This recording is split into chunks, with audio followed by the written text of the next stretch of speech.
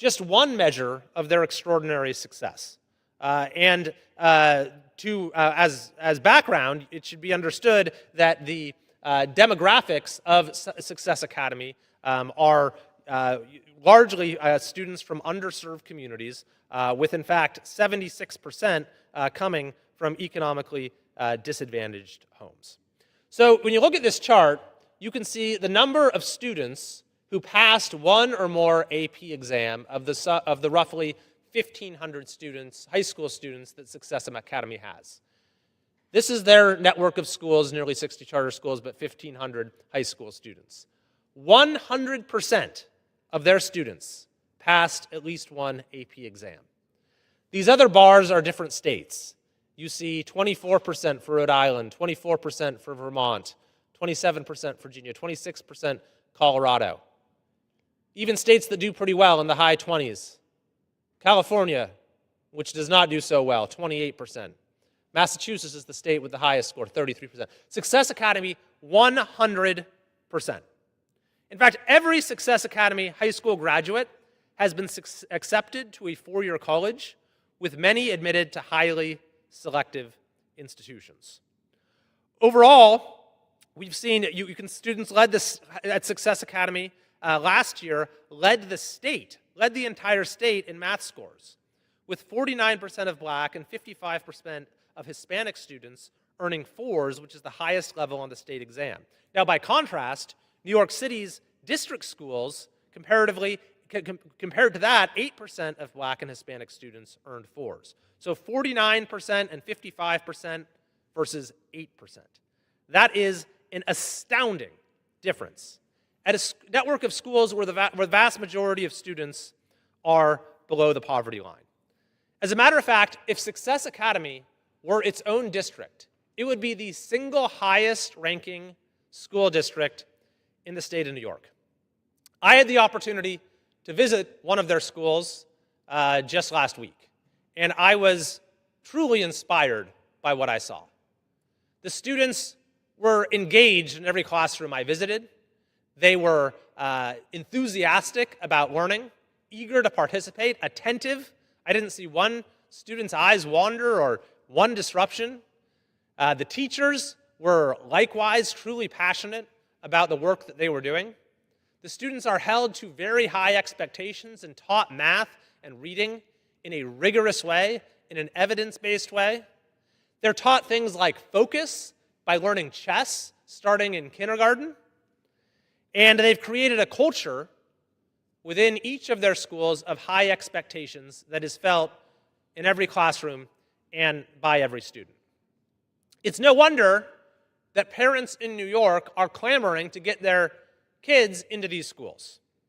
I had the chance to meet a number of these parents as well while I was there. The last time, for the last year, for the 3,200 spots that were available, there were 16,000 families that applied. And the law for charter schools is that you do a lottery. So 16,000 families applied, 3,200 lottery spots. If you won the lottery, then your child gets the chance to go to the highest performing network of schools in the state of New York, a network where 100% of the students are accepted to four-year universities, where 100% of high school students pass at least one AP exam, and where over 6 times more students achieve the highest level of proficiency as similarly situated students in district schools in New York City. Now, you would think that politicians in Albany, or for that matter in Sacramento, because our state has similar success stories when it comes to high-performing charter school networks, would be doing everything possible to expand these opportunities, but just the contrary.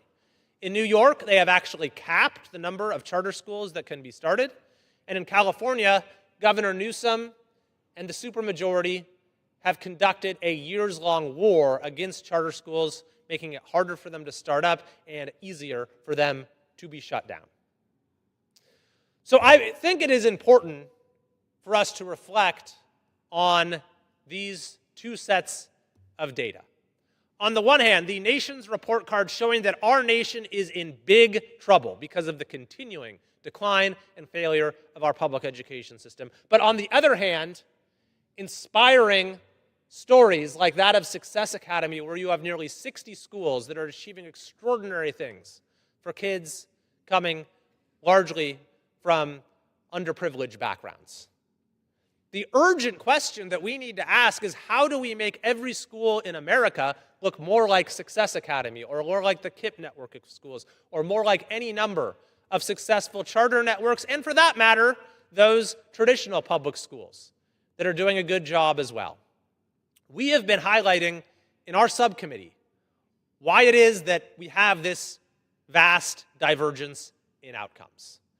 And while education is largely the domain of state and local jurisdictions, we will continue to use whatever tools we have to encourage the adoption of best practices and to work towards accountability for those who are failing our students year after year.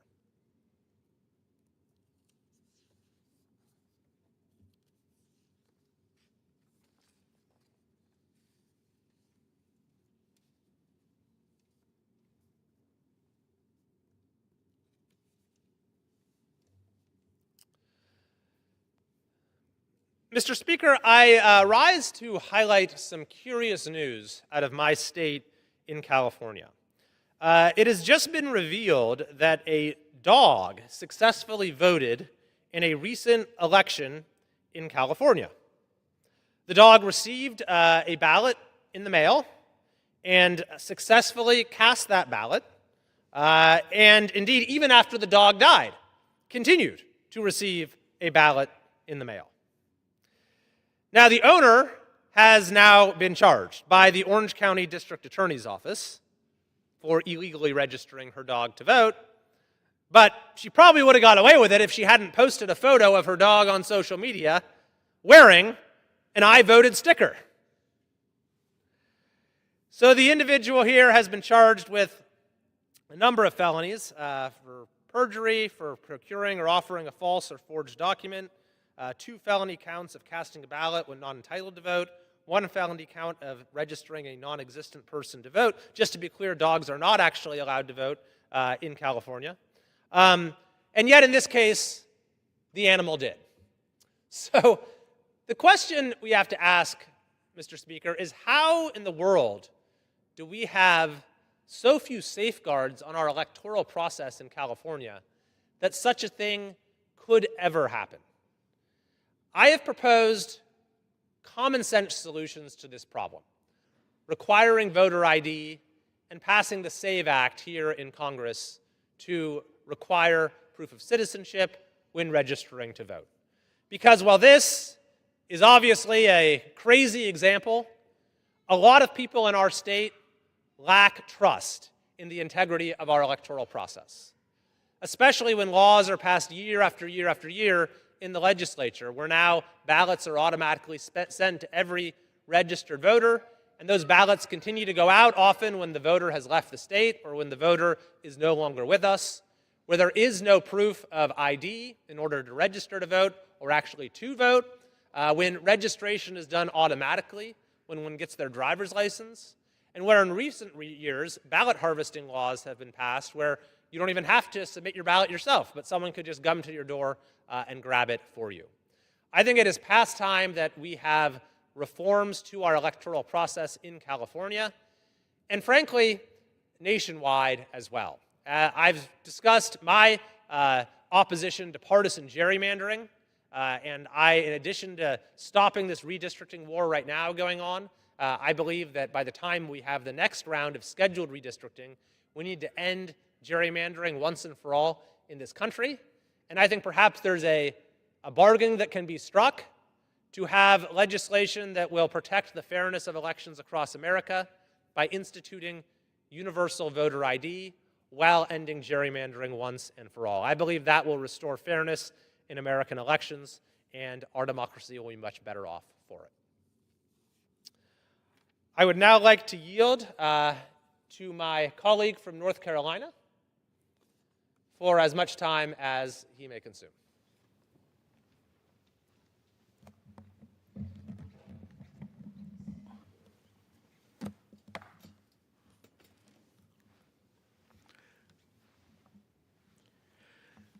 Thank you. Thank you, Mr. Speaker.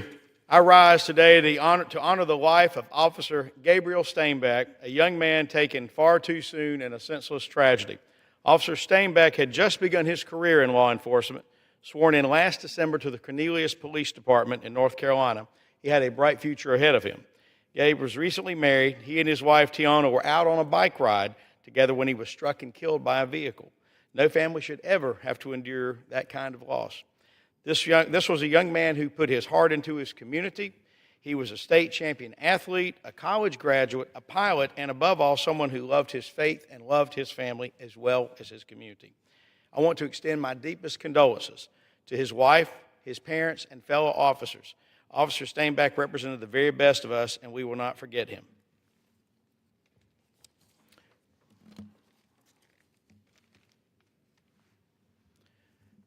Mr. Speaker, I rise today to honor the life of Officer William Bill Broadway of the Huntersville Police Department, who recently lost his battle with cancer. In 2016, he joined the Charlotte-Mecklenburg Police Department and later returned to serve closer to his home in Huntersville. His colleagues remember him for his professionalism, but more so for the compassion and the courage that he brought to the job every single day. Bill faced his cancer diagnosis with the same strength that he showed throughout his life. Even in his final days, his faith remained strong and his love for his family was unwavering. Officer Broadway leaves behind a legacy of service and sacrifice that will never be forgotten. I extend my deepest condolences to his wife, Sarah, his son, Declan, and the entire Broadway family. With that, I yield back to the gentleman from California. Mr. Speaker, I yield back. Chair lays before the House the following enrolled bill.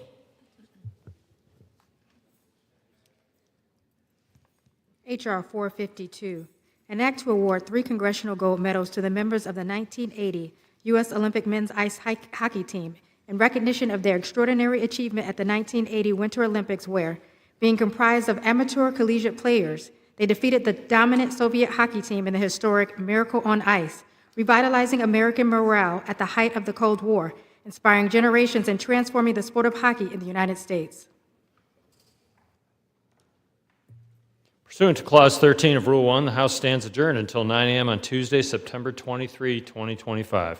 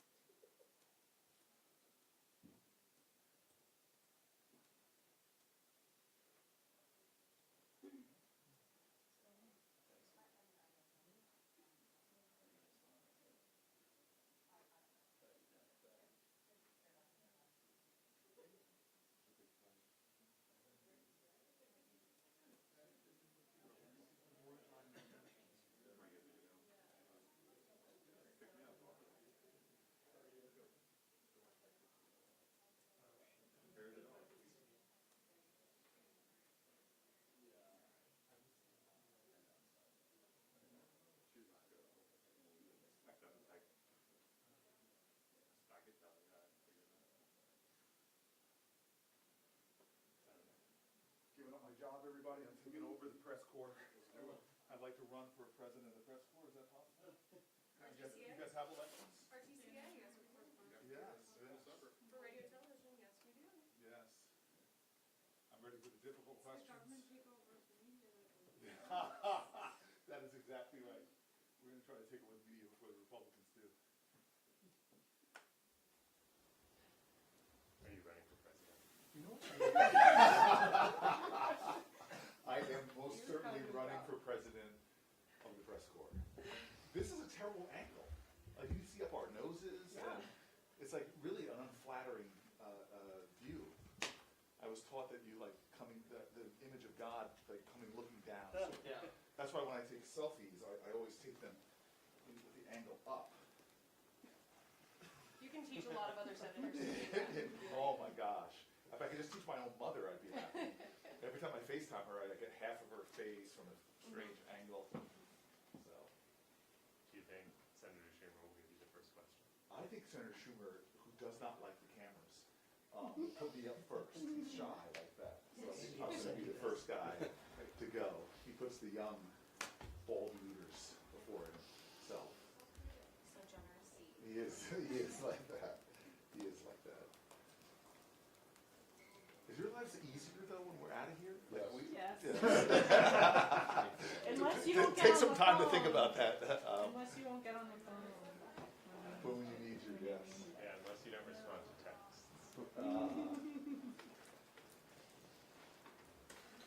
I wish you could text Chuck Schumer. I've never been able to Do you text think him. that's part of the problem? That we should be Are you an governing by accredited text? member of the He's not Are you an yes. accredited member of the press corps? I am trying to figure out how to become president of the press corps. My attempts for the country were not so successful, so I thought maybe at least. How did you do in the electoral college? I never did well in college. So, In any college? yes, I think if Electoral or if otherwise? the electoral college had a football team, I would have crushed it. I know that play with your reception and was it Kurt Gowdy on the call? God. Or one of, yeah, I think it's Kurt Gowdy. Yeah, you know And your football. it's on the left sideline, right? Yes, yes. Wow, that's impressive. I've learned the truth of this statement that the older I get, the better I was. But the thing I found out is that there are still film out there. There's only not film evidence to show that I had a very mediocre college career. But is the mullet in now? I mean, by the way, if I had, You'd have a problem with that, wouldn't you? I would have a serious problem with that. I actually sincerely regret in my 20s that I just didn't do more wild things with my hair. Like, I see these kids now that grow out, it's not the 70s, but they're grown, like I see 70s afros everywhere. I don't know, Roger, do you like it? I think it works for you. Yeah, you and Momoa, and Jason do it well. You approve them. Yeah. Yeah. Teen boys are getting perms. Are they really? They really are. No. Yeah, to get that. I've seen the blonde highlights more and more amongst young kids, yeah. It's all like the broccoli cut, like it's like more curly hair on the top and kind of thin on the side. Yes. Yeah. One thing I haven't seen as much of is men wearing makeup though. That's not I think becoming we a thing see now. plenty on Are you national serious? television. On the hill, yeah. I mean, Have you been to the White House lately? I'm not. For a long, it seems like forever. There's a lot of makeup on it. But like when I get made up for TV and I have to go out to an event, I try to take it off because I'm. Yeah. But people, you're telling me people are leaving it on for the. Oh, yeah. I mean, if you got it on, you might as well leave it on. Really? Yeah. I don't know about that. And I think spray tan doesn't make sense. If you wanted darker skin, you should just have had a black parent. You know, at least one that could have helped you out there. But it's better than real tan for the cancer. Thank you. Is it really better? What kind of chemicals are they spraying on you though?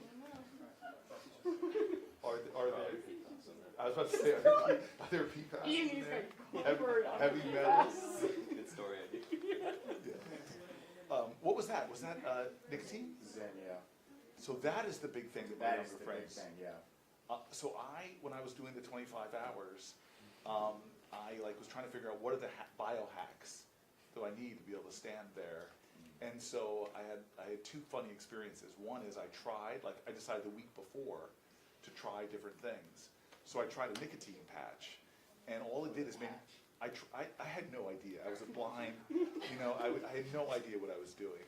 So I did the nicotine You patch. didn't talk to the CDC director about that? I did not. I did not consult a doctor, which as a middle-aged black guy, you really should do before you do anything. They have them for you here on campus. The stubborn guy. Either way, the nicotine patch did nothing but make my arm feel like it was burning.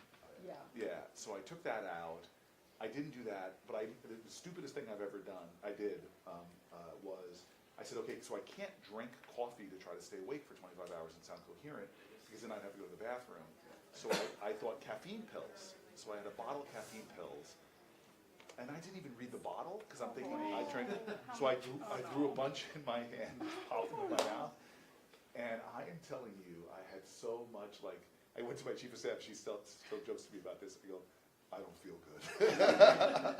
It was really dumb, and I felt very nauseous. But and the only other time I felt like that was when I had OD'd on Diet Coke in college for all night. Have you seen a cardiologist Since since then, that experience?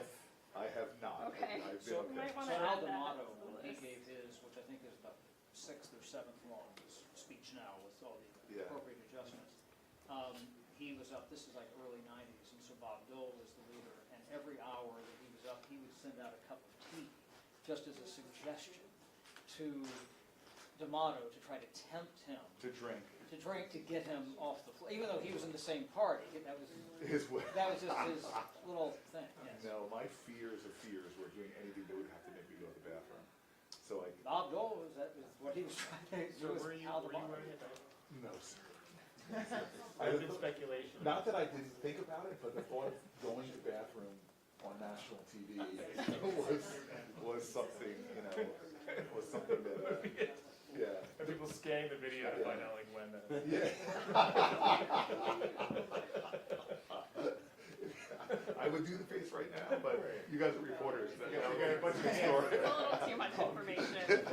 Yeah, on a less gross subject. Yeah, you don't like potty discussion? I have a 1-year-old, so I love stuff. Oh my gosh.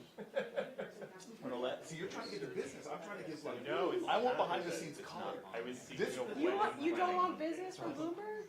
I think there should be like. No, that's not. I think there would be a great comedy of not focusing on the people at the podium, but focusing on you guys and sort of the story behind the scenes. I pitched it. Yes. Yeah. Either like as a reality show or like an HBO series, we just do like people in the press working. Yes. Either in here or like small market news. Yes. That's So, what chaos. so we got a call from a very famous New Jersey reporter who said, I just want you guys to know somebody leaked Corey's engagement pictures to us. I don't do this kind of stuff, but somebody really wanted to talk to me. But you guys must get calls like that all the time, people that want to just like selectively leak stuff. I got more of them. Because I've got personal, Do you want to start calling I some do. of I mean, us? I have You're stories sharing? about McConnell's personal life. I can tell you that. No. Yes, because he confides in me about the real juicy dirt. So just let me know. There's more than one cancer. Scandalous.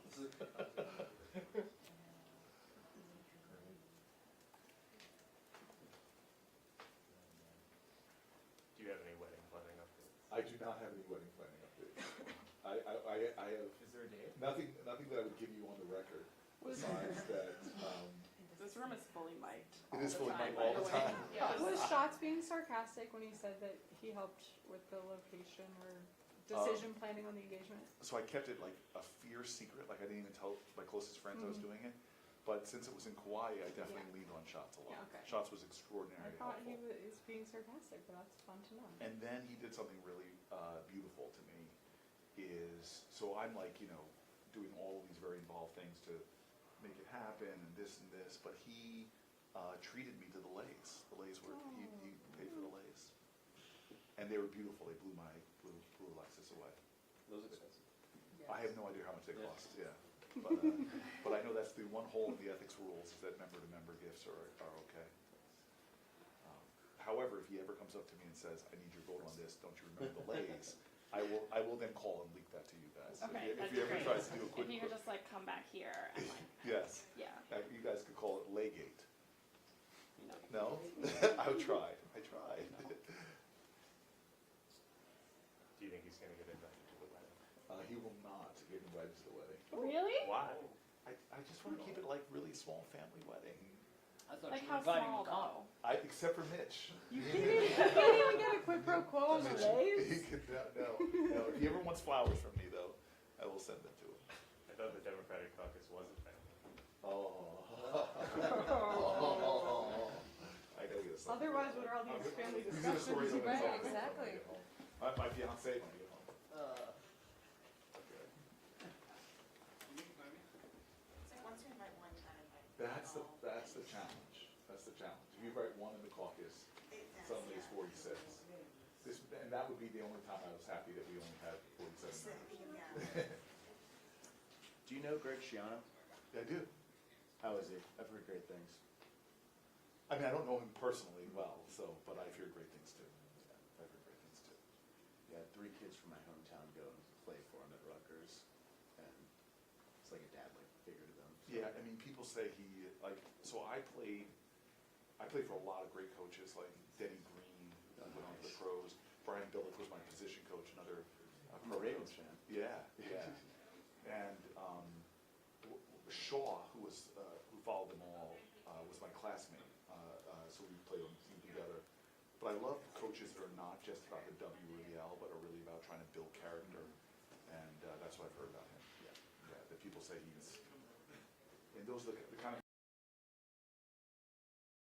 fire. That's like the best thing. Oh yeah. I found it's so funny how like things here suddenly make me think about moments back when I played football. So the whole redistricting fight,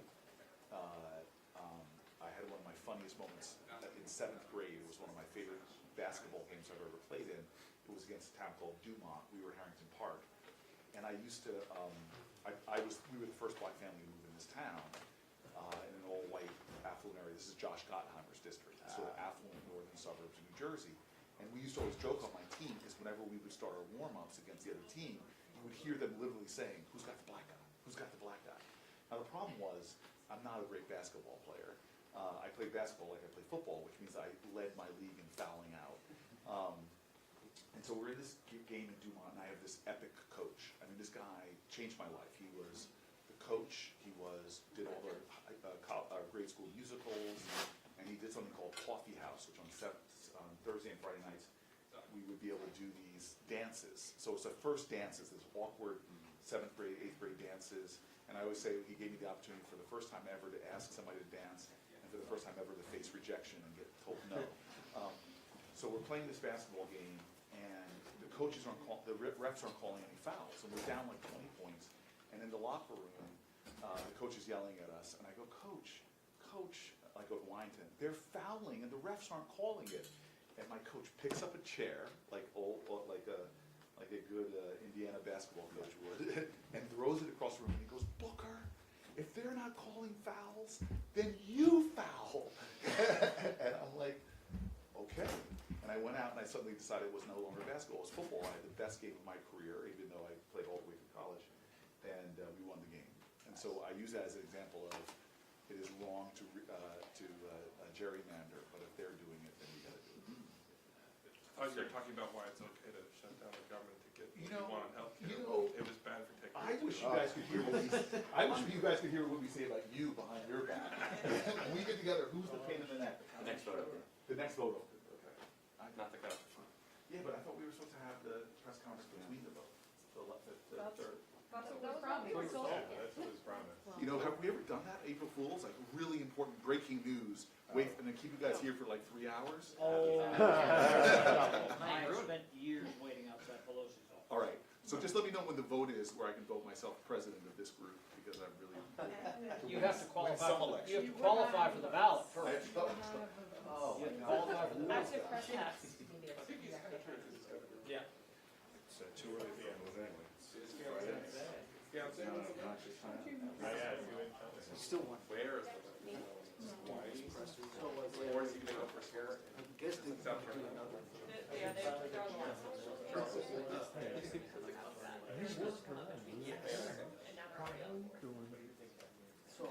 The other thing is he said he's dehydrating himself. Correct, yeah.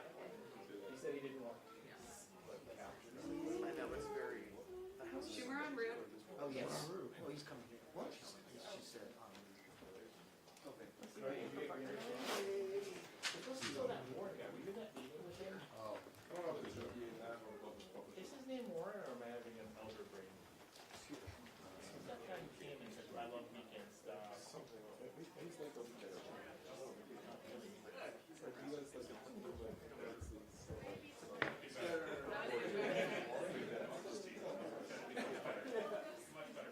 Maybe they're already arrived. Oh, they did, probably. I don't think I'm gonna be the only one. Hey guys, heads up.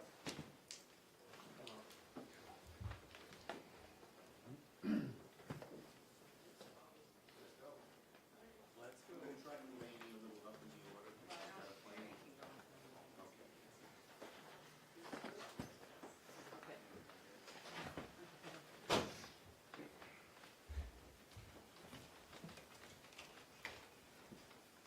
Okay. Okay. Good afternoon, everybody, and thank you for waiting. And look, what we saw on the floor makes it clear the Republicans are following Donald Trump's orders to the letter. Stonewall, scapegoat, shirk responsibility. They're doing exactly what Trump told them to do. And then they skip town. No plans, no talks, no urgency. And the House adjourned till October 1st. If there were ever a sign that the Republicans wanted a shutdown, that's it. Now our bill, of the two bills, our bill was the only bill on the floor that got a majority of those present and voting. Theirs did not, ours did. Donald Trump would rather shut down the government than even talk to Democrats about lowering the cost of health care for Americans, which is what is our goal. And Republicans, unfortunately, sadly, dutifully obeyed. Senate Republicans just voted to shut the government down with a partisan bill that gives Donald Trump everything he wants and nothing the American people need. Donald Trump says he doesn't want to talk. He's still in the go-to-hell mode. His marching orders are to Republicans are don't even bother with Democrats. That is not governing. That's a recipe for a shutdown. And the American people know it. Well, neither bill was able to pass. The theater must end. Let's sit down and negotiate. Now that it's clear that neither bill will get the 60 votes that the Senate needs, it's time to negotiate. The theater must end. The last 4 years, when Democrats were in the majority, we didn't have a shutdown because we always worked with the Republicans. We knew we needed their votes.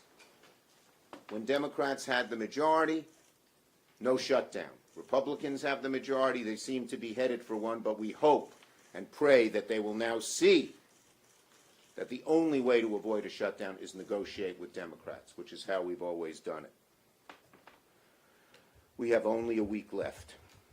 We're saying clearly, let's sit down, let's figure this out. But Republicans have now left town with no sign they want to avoid a shutdown in a week. They left town. Donald Trump is the shutdown president, and Senate Republicans are following him over the cliff. The stakes are real. The shutdown is devastating to Americans. Democrats are doing everything we can to sit down and negotiate. We do not want a shutdown. Our position has never changed. We need bipartisan legislation to keep the government open and meet the needs of the American people, especially on costs, specifically health care costs. But until Republicans break free from Donald Trump's grip, they're dragging this country straight into another shutdown. We remain ready to work together to fund the government and implore Republicans to come to the table. Patty. Well, and Amy has to fight, so she's okay. All right. Thank you so much, Chuck. And I hope people noticed that the vote that got the majority, that had the higher numbers, were actually our proposal, because so many Republicans didn't show up today.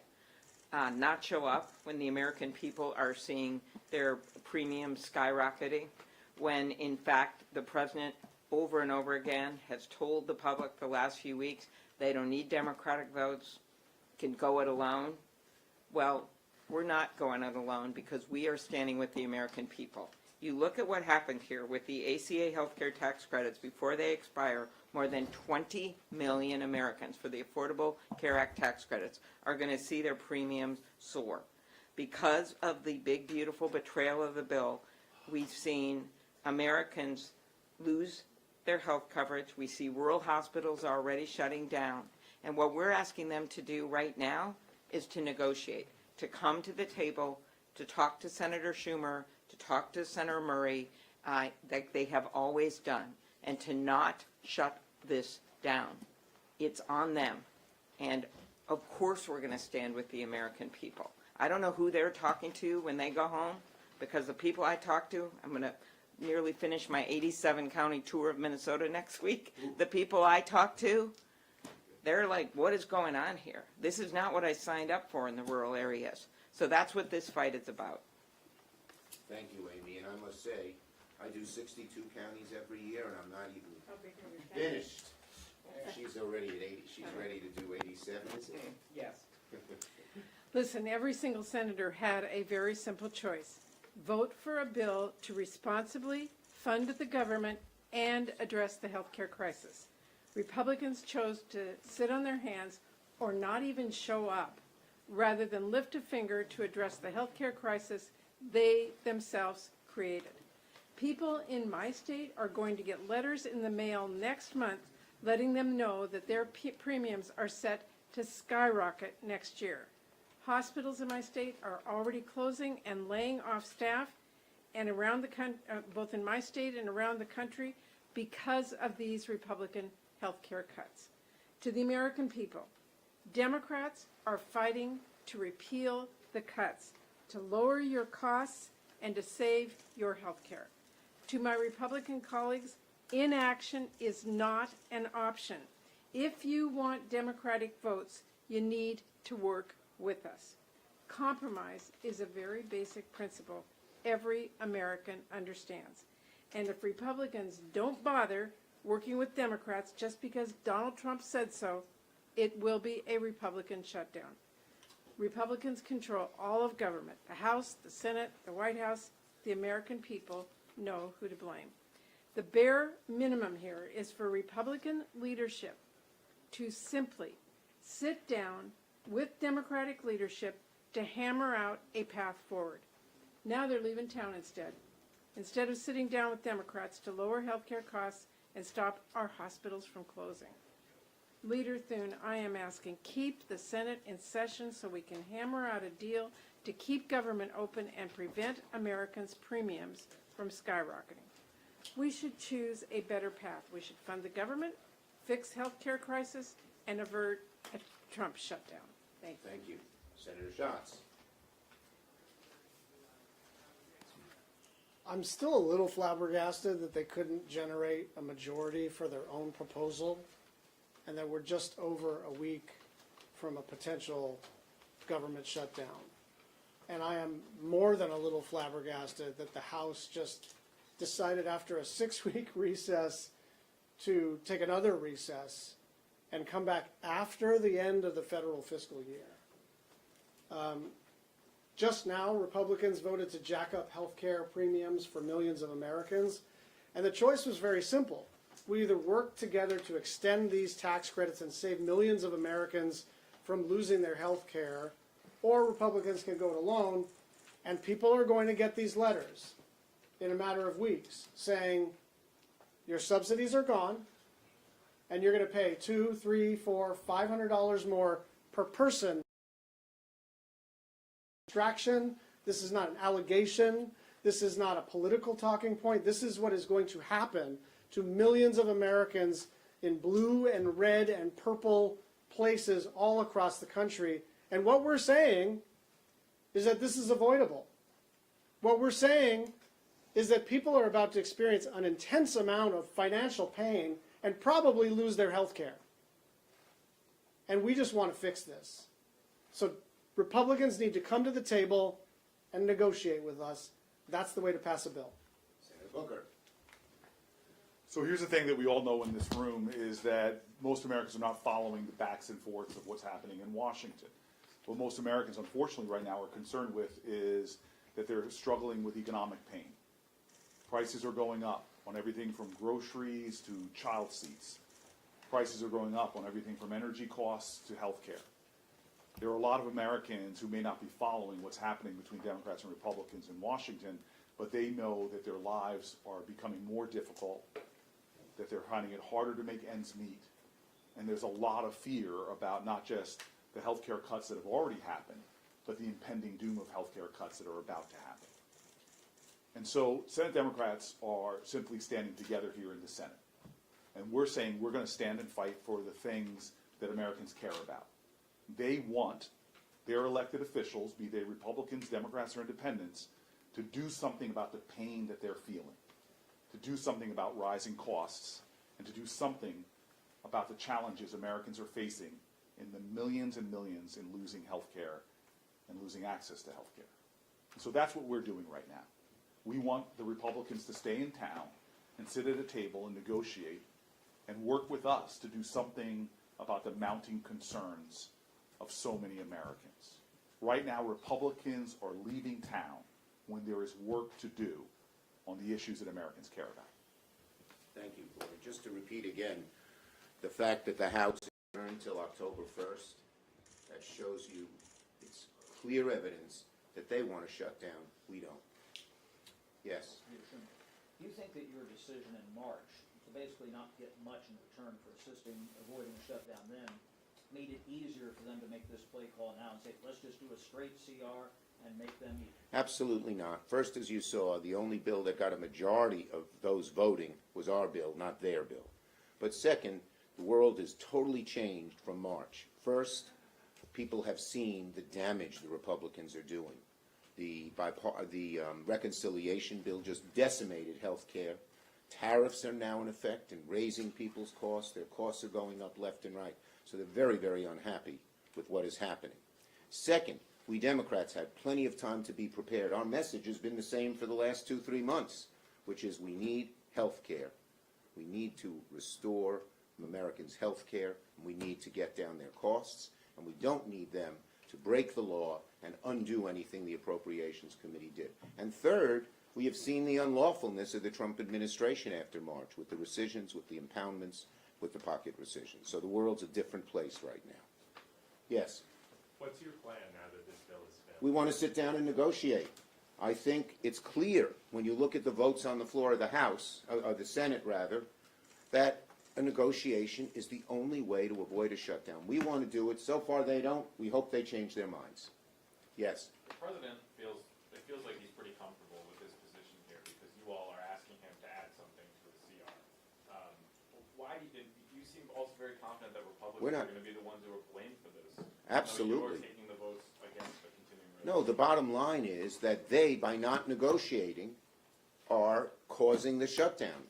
And that is plain. And as I said before, when we had the majority, we negotiated with them, there was no shutdown. They're in the majority, they don't negotiate, they cause the shutdown, plain and simple. And what they did today by adjourning the House October 1st, it's becoming clearer and clearer to Americans, they want it. Yes? Senator Schumer, a lot of the complaints from the Democrats today sound very much like the Republican complaints in 2013 heading into that shutdown. They were insisting on negotiations over health care. They wanted to roll back the ACA. Obama said he wouldn't negotiate. We ended up in a 60-day Here's what's shutdown. different. They were taking something away. We're trying to restore something that they took away. It's a world of difference when you're trying to do some good from people rather than doing negative stuff for people. Okay? Yes? Why can't you negotiate these healthcare provisions after, separate? You know? We've been asking for months to do it. Why not do it now? People are hurting. Jobs are being lost. People are getting notices that their health care premiums are going up. People are losing health care. Do it now. There's no reason not to do it now. Let's do it now. Thank you, everybody. Thank you.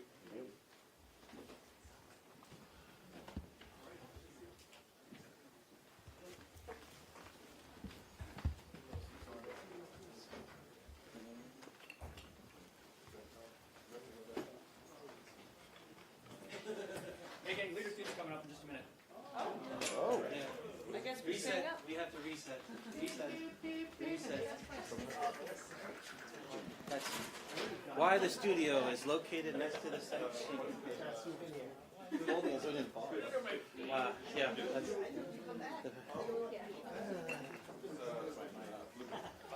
all right. Good. Everybody set? I'm going to turn on the air blowers for a second. Step over. Turn those off. Cool it off a little bit.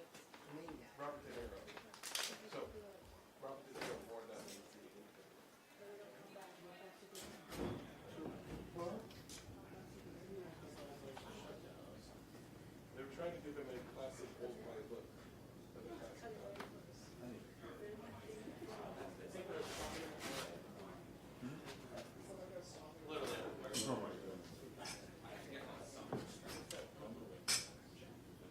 Turn on the air for a second.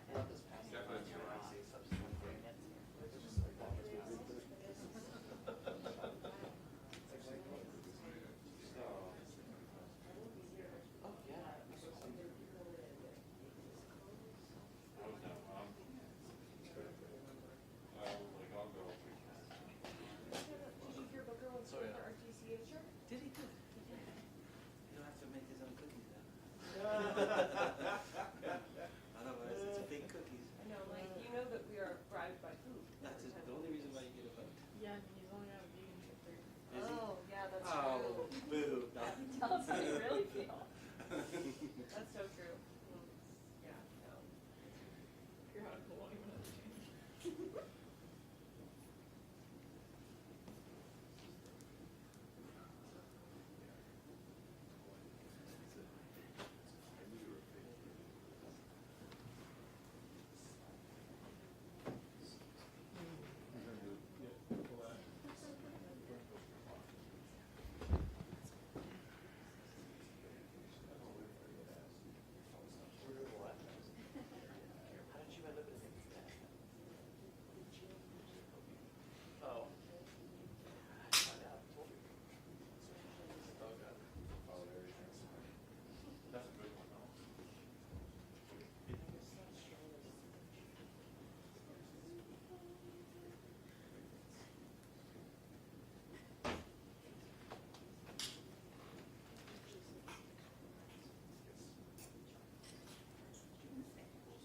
I can stay if you want. Oh, nice. Do you want?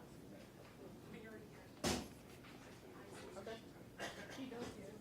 He's about to come in. Yeah. Do you want?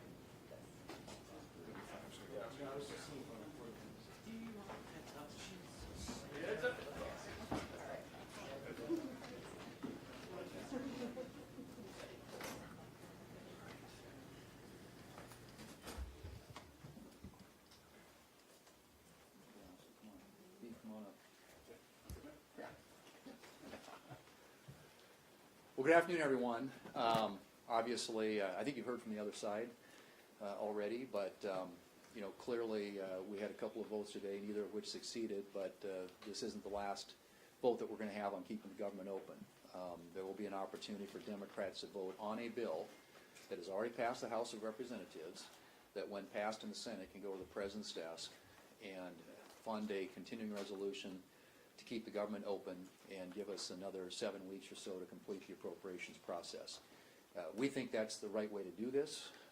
There were 13 such opportunities the Democrats had when President Biden was in the White House, where we did short-term, clean, continuing resolutions. The suggestion by the Democrats that somehow they ought to be able to hijack a continuing resolution to attach $1 trillion of policy and cut things that we just funded a short few weeks ago, like rural hospitals,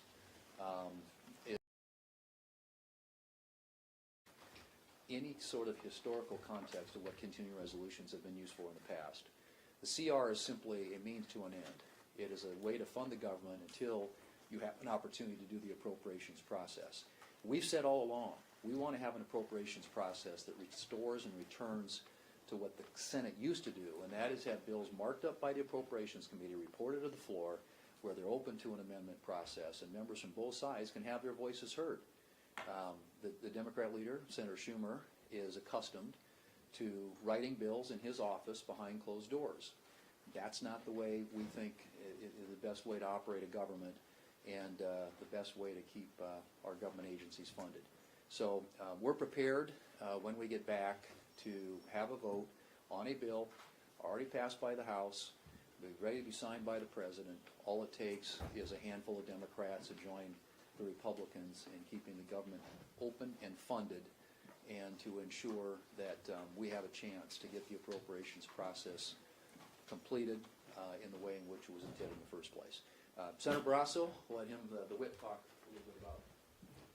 Well, Republicans want to keep the government open, and the Democrats, based on what I believe is the Schumer strategy, is a shutdown strategy. It is their goal to shut down the government.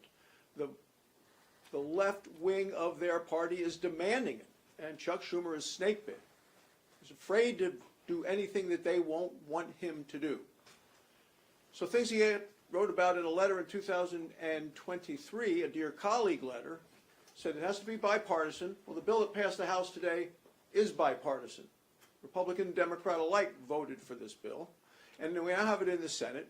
It's something that can easily be passed, but what Schumer wants is $1 trillion for just 4 weeks of a continuing resolution. What we have is a continuing resolution for 7 weeks to give an opportunity for the appropriators to put their bills through the process, bipartisan appropriations process, to keep the government open. Chuck Schumer is driving this shutdown strategy. The Democrats are ready to shut down the government. Republicans want to keep it open. Think about where we were the last time there was a CR to keep the government open, and Chuck Schumer voted for it. What happened? The radical left attacked Chuck Schumer, and now today he has yielded to the radical left that seeks a government shutdown. Republicans do not want to shut the government down. It's the radical left who have co-opted Chuck Schumer, bending to their will to put us in a position where we could have a government shutdown. I'm very proud of what Leader Thune has done, something that Schumer had not done, going all the way back to 2018, is he allowed appropriated bills to be on the floor and passed on the floor of the United States Senate, something that Schumer did not do when he was majority leader. We want to return to regular order, allow the Appropriations Committee to work through its process, give us the time to complete that process, and it will do something in terms of restoring the faith of the American people back in this institution, and that is allowing the committees to do their job, get the bills to the floor, and pass timely spending bills, and avoid a government shutdown. Senator Sheehy. I asked Leader Thune to give me a chance to say a couple comments as a brand new freshman here, seeing how this place works. My two primary focus areas have been wildfire and national defense. And as a result of that, I've witnessed firsthand what Senator Schumer and his team have done in the historic blockade of our nominees, and going full resistance. And the first time ever we've had 0 nominees via voice vote unanimous consent. And this new shutdown strategy is a continuation of that, where we are robbing the American people from the opportunity to have a fully functioning institution here to process qualified nominees to run critical agencies within our government, things like wildfire suppression, and obviously things like our military, as we try desperately to reform our acquisition processes to keep up with China and other adversaries. We are being denied the appointed individuals to do so. They've set an unprecedented record on obstruction of those nominees, and now the shutdown is an extension of that. So we are witnessing unprecedented obstruction in this institution. Somebody's only been here a few months. It's unfortunate to see when I know there are many partners in this aisle that want to be working with us on this, want to be constructive on keeping the government open and bringing nominees in, but they know that they have to fall in line with Chuck Schumer's strategy here. So it's unfortunate to see, but we're the party of common sense right now that's trying to pass common sense legislation to keep the government open, keep our nation strong, keep the economy growing. So that's the message here. Bottom line, we're trying to get problems solved and move forward. Questions quickly? Yeah. The Democrats and Republicans have said that in the next week there are going to be conversations about the path forward. Are there going to be are you going to be a part of those conversations, or are you just saying you're just going to do the House bill when you get back again? Well, I mean, I don't know what those conversations, they have something that they want to bring to us and talk about, then, you know, certainly we're open to talking. But like I've said before, I've been available now for weeks, and the Democrats seem more intent, as has been pointed out, in satisfying, I think, their very leftist base, who is desperately wanting to see a government shutdown because they think it's politically advantageous to do that, rather than keep the government funded. I mean, it's going to be it's really a straightforward choice. And it's the same choice that Democrats have been, we were faced with when they had the majority and Biden was in the White House on 13 different occasions. All 13 times there were Republicans who delivered the votes to keep the government funded.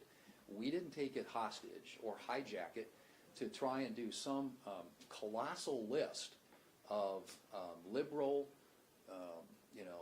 wish list type priorities and policies that added up, as Senator Brasso said, to about $1 trillion. So I don't know what that is. I have not gotten the sense that they are serious at all when they say we want to negotiate. If they were, they would come and say we want to negotiate. They sent a letter 6 weeks ago by snail mail, which to me doesn't suggest they're serious. And the bill that they put on the floor makes it very clear they are very unserious. I mean, they want to repeal the entire one big beautiful bill, and including all the provisions in there that we think benefit a lot of constituencies, like the ones we represent, like rural hospitals in places like Wyoming, South Dakota, and Montana. Yep. Senator Murkowski, who voted against this, I'm curious, you had 2 no votes. What do you make of those? And also, she had suggested that something that she wants to see in the bill is an extension of those ACA tax credits, subsidies. Is that something that you would consider putting in this bill? What are your thoughts? Well, I mean, to quote a Democrat from a past CR conversation, continuing resolutions aren't places to load big health policy changes in. I think that we are open to the conversation about what we do with the Obamacare premium tax credits. That's something in which members, Republican senators, and I think for that matter Republican House members, have an interest as well. But this isn't the place to do that. This is the place to fund the government, to allow our appropriations process to continue. That issue is, those changes occur January 1 of next year, and there's certainly an opportunity between now and then to have a conversation about what, if any, reforms we might be able to make when it comes to that issue, or any others for that matter Democrats want to consider or contemplate. I mean, we got a defense authorization bill that's waiting to be voted on, which they've held up. Again, for no apparent reason that I can tell. Everything has to be, we're clear on our side, we're ready to vote. So there's plenty of stuff to do on the agenda, including that issue, but this is not the place to do it, and it just never has been. Where is the place to do it? Well, before I the mean, end of the year? I think that when we get to the point where we're actually, if we're going to, totally fund the other agencies in the government, and we get the 3 appropriation bills have already cleared the Senate floor into conference, hopefully done, give us that additional 7 weeks after the end of the fiscal year to get some of these other appropriations bills that are available for consideration, that are out of the Appropriations Committee, on the floor and considered, and then we can have that conversation, that broader conversation, when it comes to the full funding of the government for the fiscal year. And there will be other, year-end vehicles, as there always are. I mean, there's always health care extenders that we end up doing at the end of the year. So there will be legislative vehicles available for this. But I don't know why you would take hostage a 7-week continuing resolution to try and do $1 trillion of policy. This is just, it's unheard of. It's not serious. And they can't make that argument with a straight face. Last question, Senator. This basically did happen in 2013 when Republicans refused to do a short-term CR because they wanted to defund the Affordable Care Act, which was $1 trillion issue. Did Republicans make a mistake back then? Did you learn any lessons back then? Because, it does seem like Schumer's kind of taking that same strategy and saying, hey, I want to have negotiations. Back then, Obama wouldn't negotiate with you. You were very frustrated. We ended up with a 16-day government shutdown, accomplished nothing. What's your sense of looking back at that? Well, I think I think that is one of the lessons you learn, Steve, from past experience. And when you're the ones who are trying to add a whole bunch of new stuff, generally, I think you're the ones who end up getting blamed when there's a shutdown. And I think, again, what you're going to be looking at when push comes to shove about 10 days from now, and we actually have to have the vote on the bill that would keep the government open, is you got a bill that's passed the House, a bill that the President's prepared to sign, and that there will be plenty of Republicans voting for, and we'll need a handful of Democrats in order to keep the government open. So if they want to use this as an opportunity to add a whole bunch of other stuff, they're the ones who are going to have to explain why, because we won't add $1 trillion in new spending, they're willing to shut the government down. I mean, I think it's kind of as straightforward as that. But we've learned, yeah, there are some lessons you learn from experience. And interestingly enough, there's a quote from Chris Murphy in 2013, around that time, in which he said that this is not the place to do major health care policy. This is a continuing resolution, and I can get you that quote. But, you know, the shoe's on the other foot now, and they're trying to use what they think is leverage to get a bunch of stuff done. It's never going to happen. I mean, can you imagine anything in that bill that they sent that we voted down today passing in the Republican House of Representatives? Absolutely not. It's just not serious. They're not being serious. This is not a serious negotiation. This is a just cold-blooded, partisan, political attempt to try and score political points with a left-wing base that is demanding that their Democrats here in Congress oppose and resist anything that President Trump is trying to do. Thank you all. Yeah.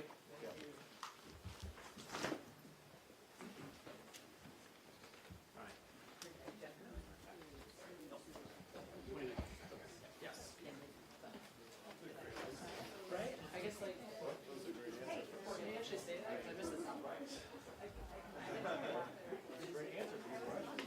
Yeah, no, we had no heads up that he was gonna. It was about 30 seconds ago heads up. He came to us. I appreciate it. So of course, we had, like, and because Schumer was there, no one was able to come tell us. So, because we were already up, and they've like, so like, luckily, our lovely gallery staff came in as soon as Schumer was over, stopped talking, and was like, stay up. Do you want us to repeat it? It happens. Yeah.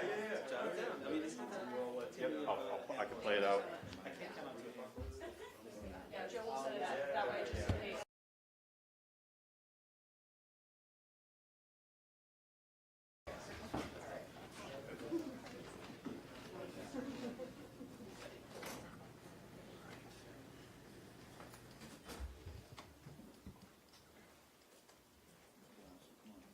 Come on up.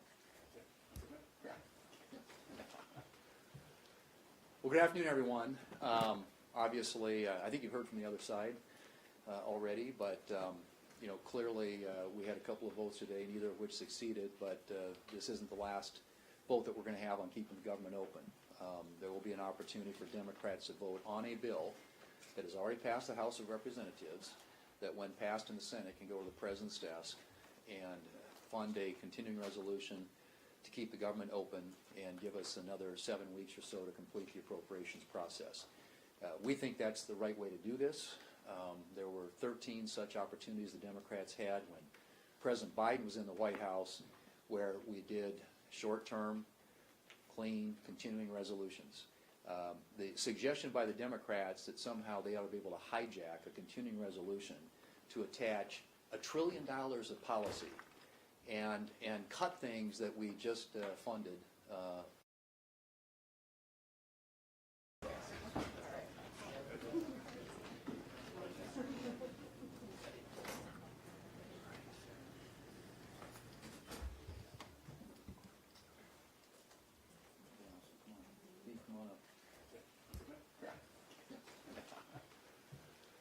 Well, good afternoon, everyone.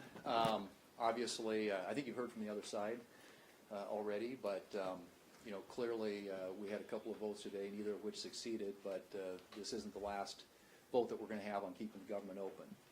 There will be an opportunity for Democrats to vote on a bill that has already passed the House of Representatives, that when passed in the Senate can go to the President's desk and fund a continuing resolution to keep the government open and give us another 7 weeks or so to complete the appropriations process.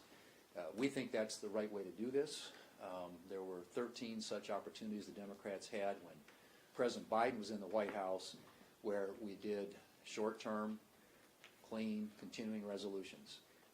The suggestion by the Democrats that somehow they ought to be able to hijack a continuing resolution to attach $1 trillion of policy and cut things that we just funded a short few weeks ago, like rural hospitals, is is completely out of any sort of historical context of what continuing resolutions have been used for in the past. The CR is simply a means to an end. It is a way to fund the government until you have an opportunity to do the appropriations process. We've said all along, we want to have an appropriations process that restores and returns to what the Senate used to do, and that is have bills marked up by the Appropriations Committee, reported to the floor, where they're open to an amendment process, and members from both sides can have their voices heard. The Democrat leader, Senator Schumer, is accustomed to writing bills in his office behind closed doors. That's not the way we think is the best way to operate a government and the best way to keep our government agencies funded. So we're prepared when we get back to have a vote on a bill already passed by the House, ready to be signed by the President. All it takes is a handful of Democrats to join the Republicans in keeping the government open and funded, and to ensure that we have a chance to get the appropriations process completed in the way in which it was intended in the first place. Senator Barrasso, let him, the whip, talk a little bit about it. Well, Republicans want to keep the government open, and the Democrats, based on what I believe is the Schumer strategy, is a shutdown strategy. It is their goal to shut down the government. The left wing of their party is demanding it, and Chuck Schumer is snakebit. He's afraid to do anything that they won't want him to do. So things he wrote about in a letter in 2023, a Dear Colleague letter, said it has to be bipartisan. Well, the bill that passed the House today is bipartisan. Republican and Democrat alike voted for this bill, and we now have it in the Senate. It's something that can easily be passed, but what Schumer wants is $1 trillion for just 4 weeks of a continuing resolution. What we have is a continuing resolution for 7 weeks to give an opportunity for the appropriators to put their bills through the process, bipartisan appropriations process, to keep the government open. Chuck Schumer is driving this shutdown strategy. The Democrats are ready to shut down the government. Republicans want to keep it open.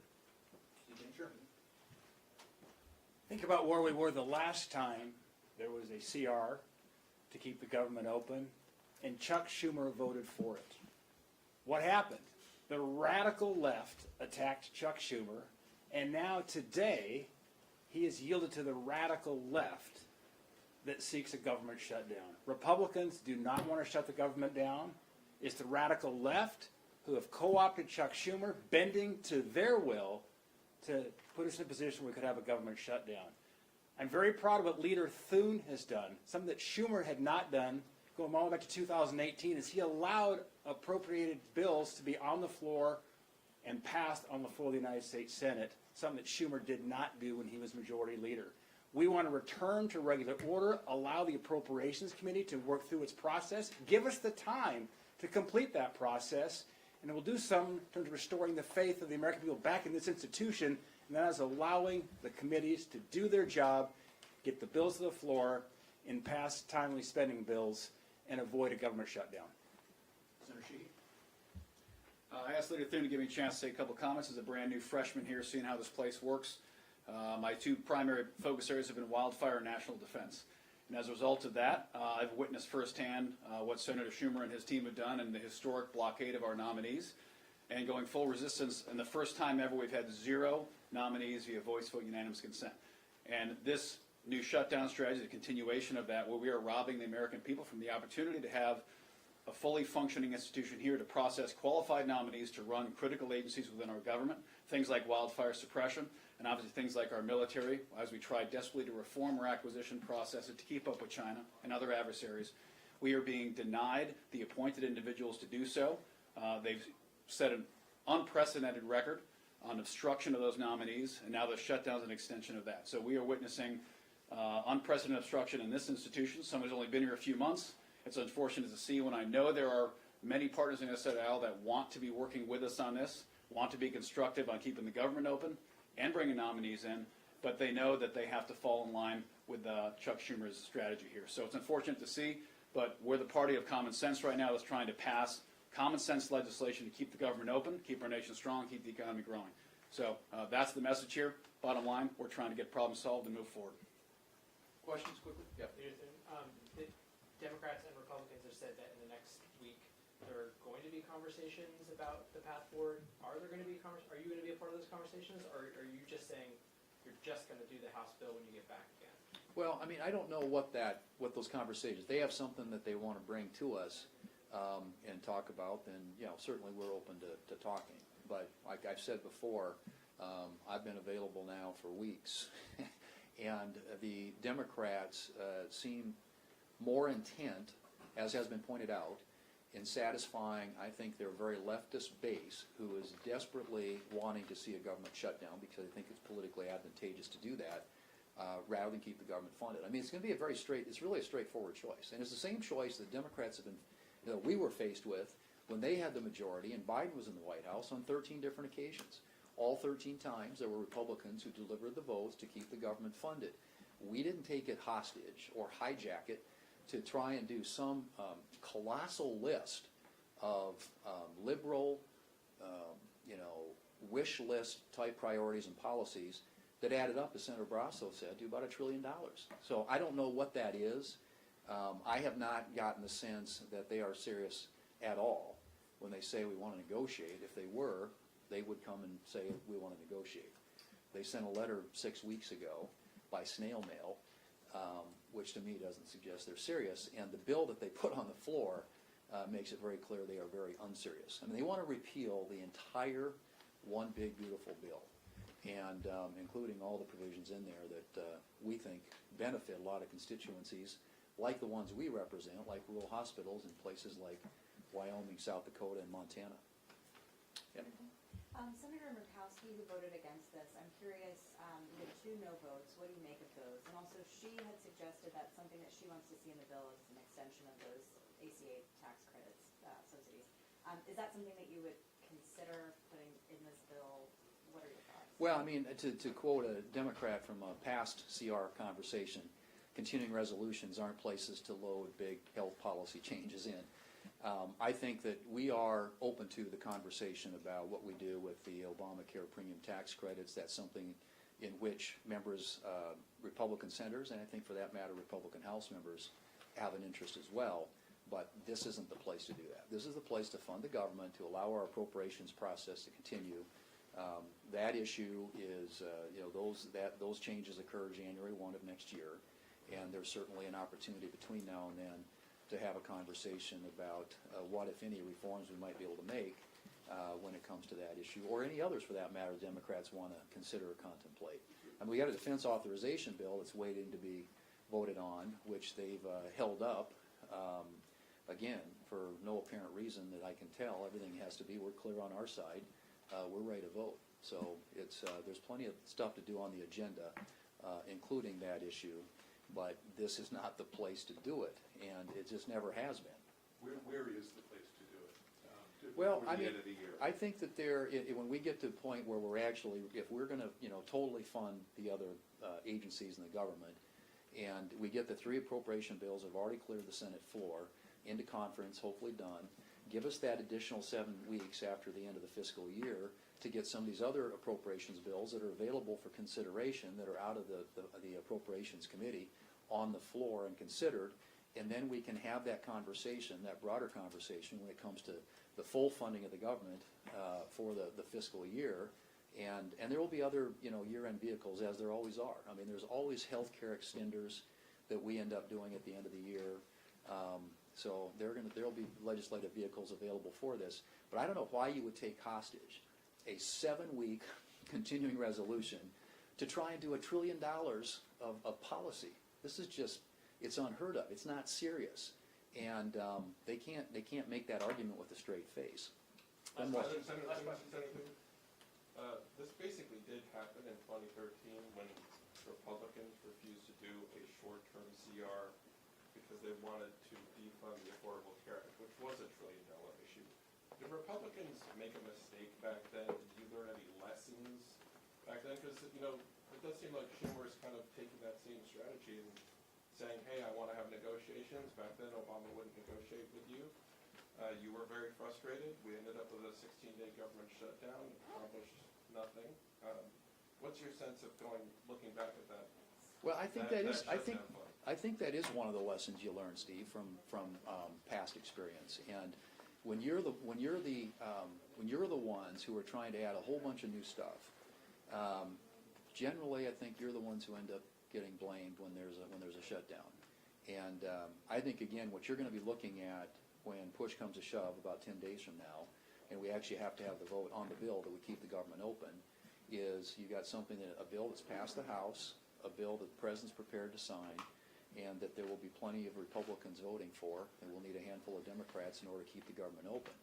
So if they want to use this as an opportunity to add a whole bunch of other stuff, they're the ones who are going to have to explain why, because we won't add $1 trillion in new spending, they're willing to shut the government down. I mean, I think it's kind of as straightforward as that. But we've learned, yeah, there are some lessons you learn from experience. And interestingly enough, there's a quote from Chris Murphy in 2013, around that time, in which he said that this is not the place to do major health care policy. This is a continuing resolution, and I can get you that quote. But, you know, the shoe's on the other foot now, and they're trying to use what they think is leverage to get a bunch of stuff done. That's never going to happen. I mean, can you imagine anything in that bill that they sent that we voted down today passing in the Republican House of Representatives? Absolutely not. It's just not serious. They're not being serious. This is not a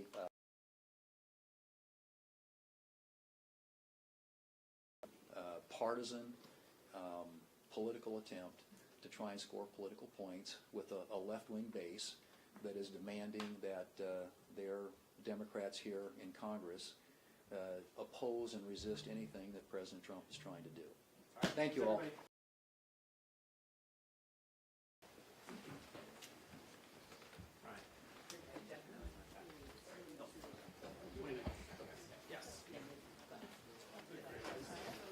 I guess like, hey, can you actually say that? I missed the top right. Oh, sorry, somebody came back in for a picture and I forgot to turn it off. Let her up. It does. The mic had to come fire up the air in between the press. Well, and then I didn't want to like yell at her, but one of the still people were turning up the thermostat. I'm like, it was at 67, and she's turning up to 7. I'm like, it's gonna fill up with people. Just wait. Yeah, I don't. Yeah, she pumped it to 71. What was it at? It's like 68. Yeah, they shouldn't be. Believe me, there's nothing more refreshing than after a push up into here, and it's nice and cool when you get in here. It's the little things. Yeah, I know. Especially stills. Don't do that shit again.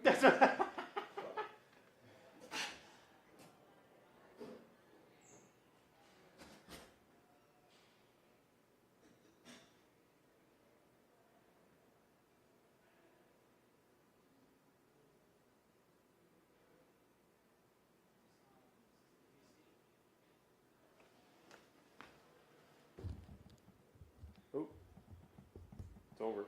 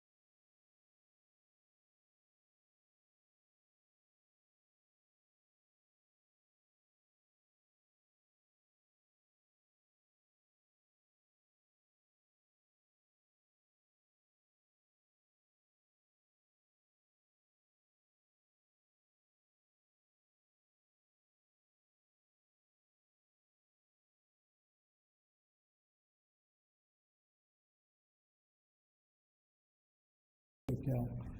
And I'm a little prejudiced because I frankly did so well on it. You know, it got me numbers that nobody's ever even heard of before. So a lot of people want it. The young people of this country want it badly. The parents of those young people want it badly. And so we were able to work out a deal with China. And it's a very good deal for us. I hope it's a good deal for them.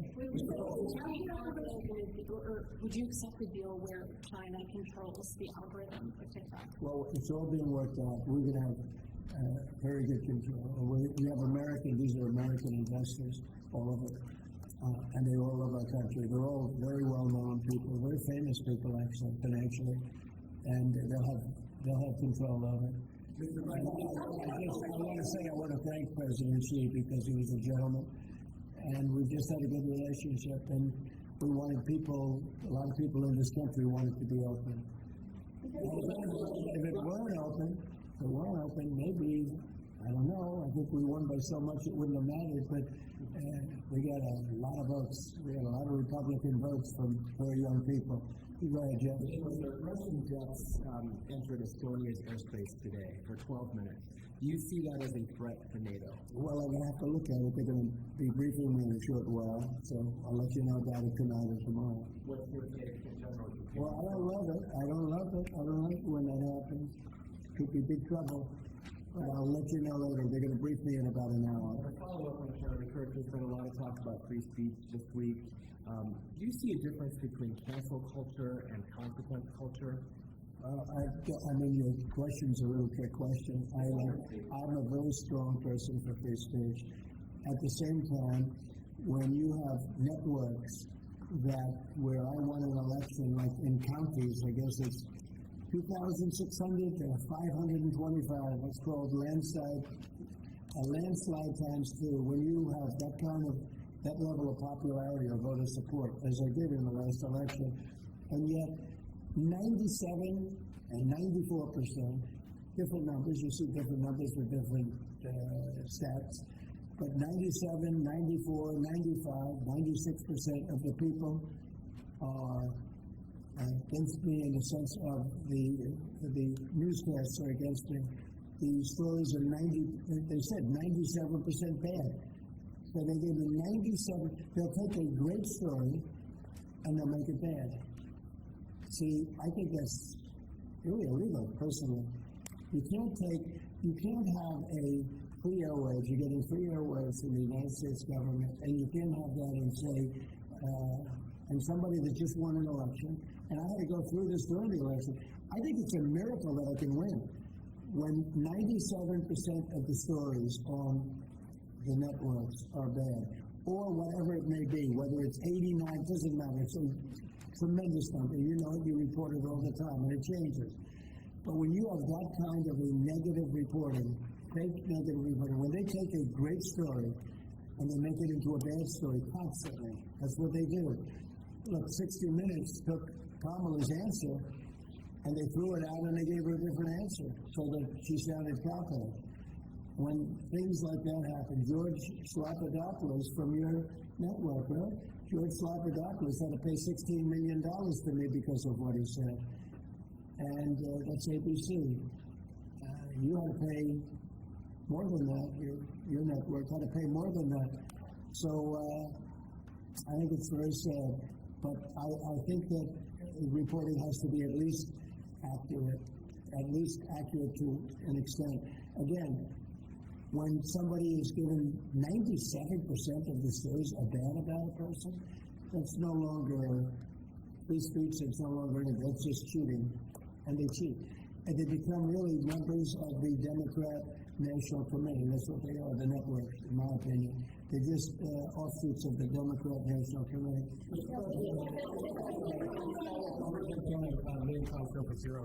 People are still anticipating who your pick for National Security Advisor will be. They're worried Marco Rubio is a little overworked. One of the reported frontrunners is Michael Anton from the State Department. He's just offered the national security strategy. Also in the mix is Mike Flynn and Steve Witkoff. Can you give us an indication? Well, they're all good. We'll make a decision soon. But we're doing very well. You know, I settled 7 wars, more than that, I think. But actually, we settled 7 wars.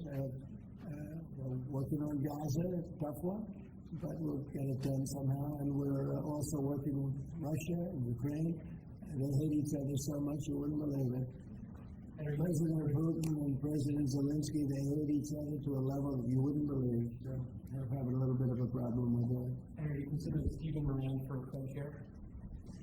I hadn't thought of it too much. He's doing a great job. Just got approved. His vote was a very good one. The Fed should have done more. Too late. Powell is terrible. He's terrible chair. I think it's just terrible. But despite that, we're powering through it. We have another record stock market today. We're very, very high levels, and we're at the highest levels. So we're setting records many, many days during my administration. We set records, and we'll see what happens with 50. So far away from it. So that's because they see what's happening. Not so much what's happening exactly right now, but they see all the plans that are being built. They see the kind of investment that's going to be made. When you take $17 trillion, so Biden had $250 billion, okay? Or put in a simpler way, they had much less than $1 trillion, but they had less than $1 trillion for 4 years. I have $17 trillion for 8 months. Nobody's ever seen anything like it. And I think they're looking at that and they're saying when those plants open, right now they're being built, a lot of them, and some are starting over the next year. It takes a while, but we're getting fast permits. And when those plants get built, I don't think there'll be anything like what we're going to experience yet. On the tough subject of free speech, Ted Cruz compared the way he's threatening television stations and saying it's absolutely dangerous for the government to determine which speech is okay and which is not. What's your reaction to Ted Cruz? I think Brendan Carr is an incredible American patriot with courage. You know, it used to be, I remember in the old days that networks would have to get licensed, relicensed, and it was always a big deal. You know, they had to show honesty and integrity. When you have a network, again, I'll use the same numbers, whether it's 90 or 94 or 97, all different numbers, but when you have networks that give somebody 97% bad publicity or 94% bad publicity, I think that's dishonesty. And you know they're getting free airwaves, right? You know that, right? You get it for nothing. These airwaves will make millions and millions of dollars. The news makes millions of dollars. ABC, your network. I mean, your network wrote very badly about me, and they had to pay me $16 million. But I wasn't right for that. Brendan Carr has a right to take away the license. I think Brendan Carr is a courageous person. I think Brendan Carr doesn't like to see the airwaves be used illegally and incorrectly and purposely horribly. Doesn't like to see a person that won the election in a landslide get 97% bad publicity before the election. I mean, it's amazing that I won the election with that. But here's what happened. The people have given your networks no credibility. They don't give them any credibility, John. If they did, they wouldn't vote for me. They wouldn't have voted for me. When you look at, I mean, you could also, when you look at these stories and papers, but we're not talking about that. We're talking about, I assume you're talking mostly about the networks, but they have a licensing procedure, and you can read it as well. They have to show honesty and integrity. And when they take a good, well, I think the people decide, that's why I'm president. When they take a great success, like you often do, and you make it into like it's a loser, or you put a negative spin on it, I don't think that's right. So I think Brendan Carr is a great American patriot, so I disagree with Ted Cruz on that.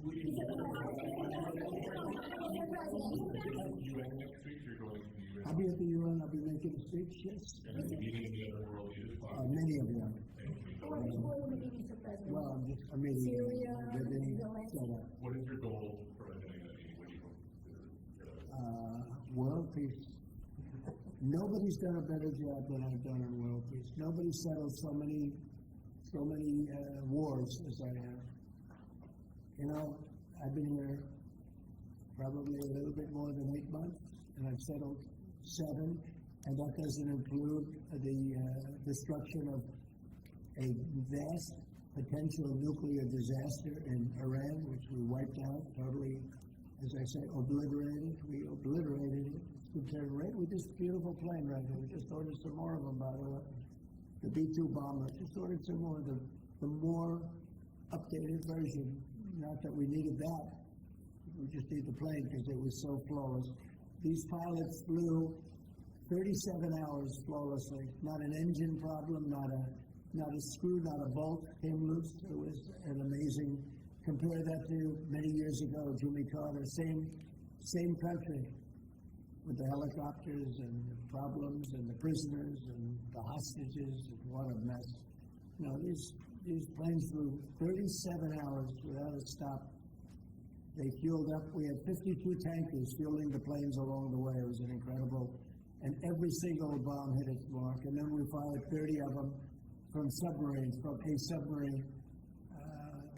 What a job that was. And I won't even include that, but that stopped the war. That stopped maybe a catastrophic war. So, you know, so I think that nobody has ever done anywhere near that. Now, on top of that, we're working very hard to get Russia-Ukraine settled. We'll see what's going to happen there. I hope we're going to get it done. President Xi and I spoke about it, and I believe that he really would like to see it done also, and I think he's going to work with us to help. What was your message to President Xi on the war in Ukraine? What do you ask? Well, it's the same as his message to me. He would like to see it done. He would like to see it. I believe he would like to see it ended, yes. I do believe. These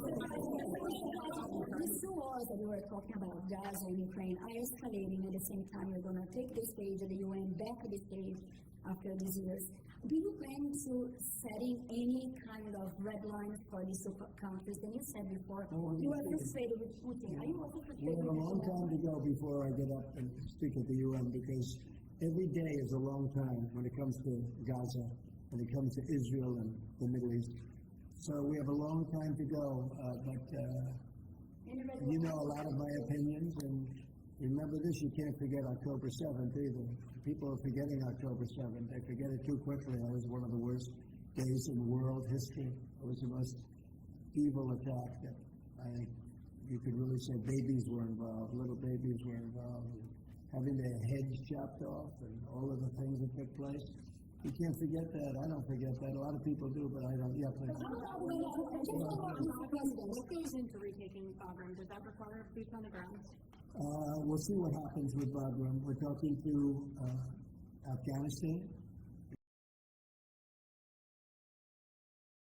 History of our country. There's no reason to give it up. I was leaving Afghanistan. I was leaving. I was the one that got it down to 5,000 soldiers, but we were going to keep Bagram. The air base. I said it yesterday, and we had an incredible trip, as you know, to the UK, and I said it during the press conference. It's one of the most powerful runways ever built in terms of weight, length, and load, what it can take, and we just gave it up for nothing. We gave it up for nothing. There was no reason to give it up. We weren't going to leave Bagram. Joe Biden didn't know what he was doing. We had a man that didn't know what he was doing. We had a man, by the way, that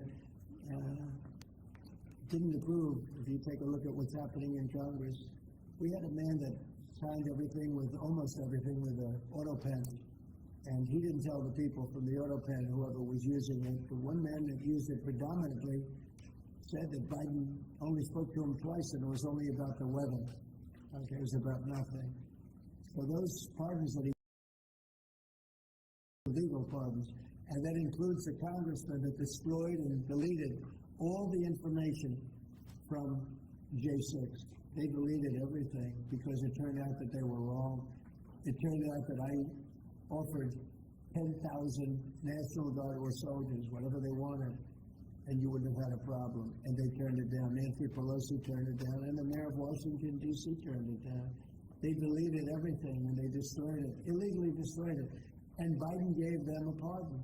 And Biden gave a lot of other people pardons that frankly would be in jail if it wasn't for those pardons. But those pardons now are illegal, according to just about everyone. On Latisha James, are you disappointed that the U.S. Attorney for the Eastern District of Virginia has not prosecuted Latisha James? Do you intend to fire her? Well, we're going to see what happens. I am not following it very closely. It looks to me like she's very guilty of something, but I really don't know. I know that the U.S. Attorney from the Eastern District, or from that district in Virginia, that he was approved by two Democrat senators who, in my opinion, are among the worst. And when I learned that two senators, Democrats, because as you know, it's very hard with the blue slip, it's very hard for a Republican to get somebody approved if you have one senator that's a Democrat because of an old custom. It's not a law, it's a custom. It's a ridiculous custom. But if you have a Democrat senator, you have to get that senator approval. In this case, we have two. When I saw that he got two senators, two gentlemen that are bad news as far as I'm concerned, when I saw that he got approved by those two men, I said, pull him, because he can't be any good. So you want him fired, you want him out? Yeah, I want him out, yeah. When I learned that he was blue-slipped through by two Democrat senators in Virginia, people that would never vote for it, people that haven't voted for us for probably years, okay, probably years. In my opinion, two bad guys. You know, they do a terrible job for the people of Virginia. But when I saw that he got approved by these two terrible people that haven't voted, they just don't vote, no matter what it is, we could give them the greatest deal ever, and they still wouldn't vote. And they voted for this guy. And I have other people, judges, and I have U.S. attorneys from other states where I have the same situation, and they can't get approved. So when I learned that they voted for him, I said, I don't really want him. Okay.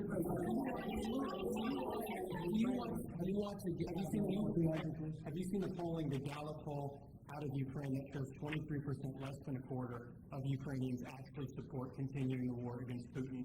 We saw the European leaders come here and try to say the world is united for the war effort, but Ukrainians have war fatigue themselves. Well, I don't blame them. I don't blame them. It's a war that never should have started. It's a war that never would have happened. If I were president, that war never would have happened. Ever. That's a disgrace that war happened. And they're losing anywhere from 5,000 to 8,000 people a week on that war, which is the worst since the Second World War. That's a war that should have never happened. Would have never happened. And it didn't happen for 4 years. When I was here, it didn't happen. Go ahead. Have you considered cutting funding, either promises made by the Biden administration? Well, we're not spending any money on the war. You know, we're being paid for everything we send. Unlike Biden, he gave him $350 billion, and it was shocking. We're not spending any money on the war. The war is being funded by NATO. NATO is buying our equipment. In fact, I don't want to make money on that war. I don't want to, but we are actually making money on that war because they're buying our equipment, as you know. But NATO, as you know, it's very important, is funding the entire thing. They're paying for the missiles, for the tanks. They're paying for anything that's sent over there. It goes to NATO, and then NATO does what they want with it. In this case, I guess they give it to Ukraine. It's a very sad war. It's a war that never should have happened. Could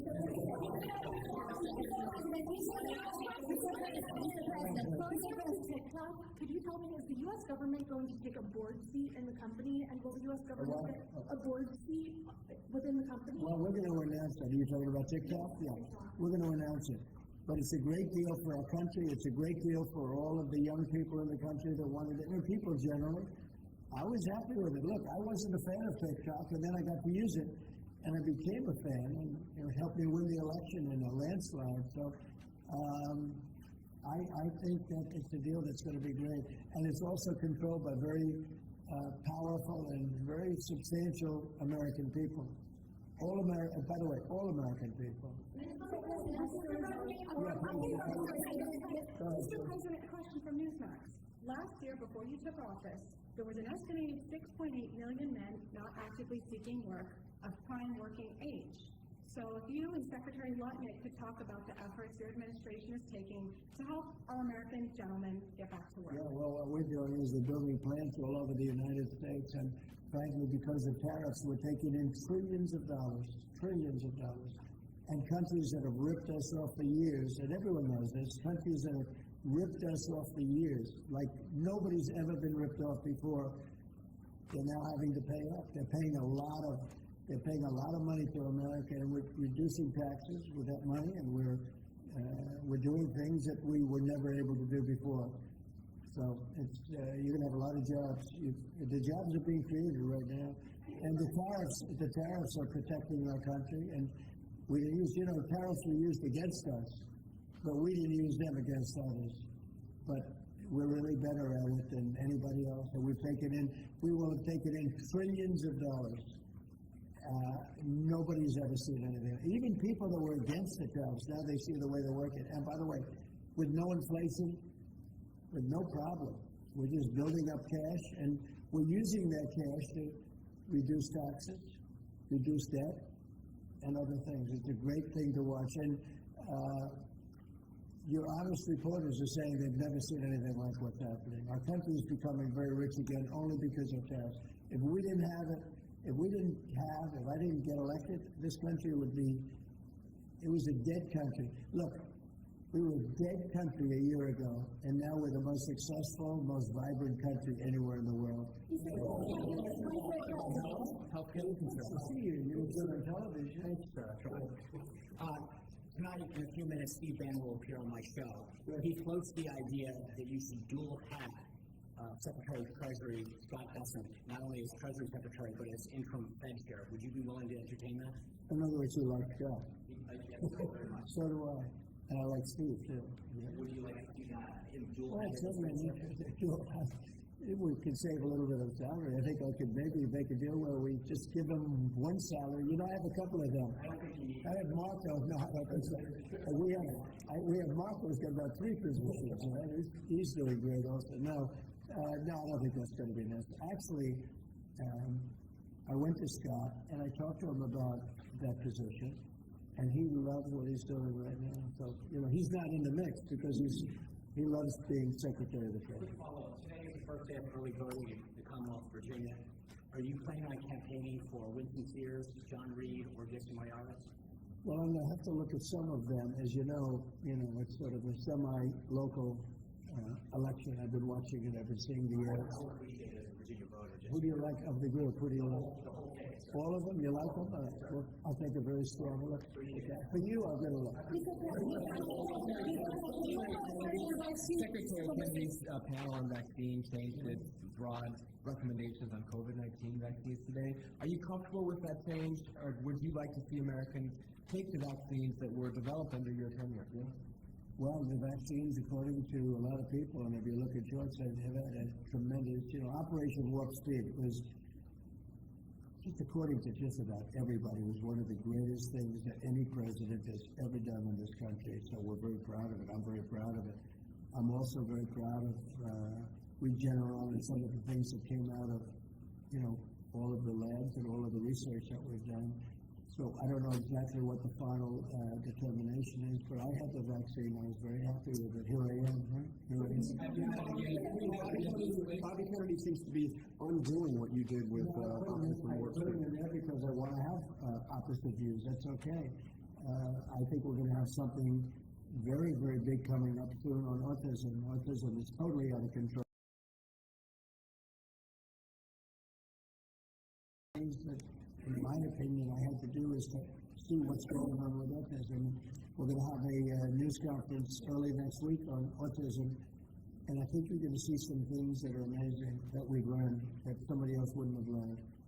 It's out of control, autism, out of control. And I think we maybe have the reason why.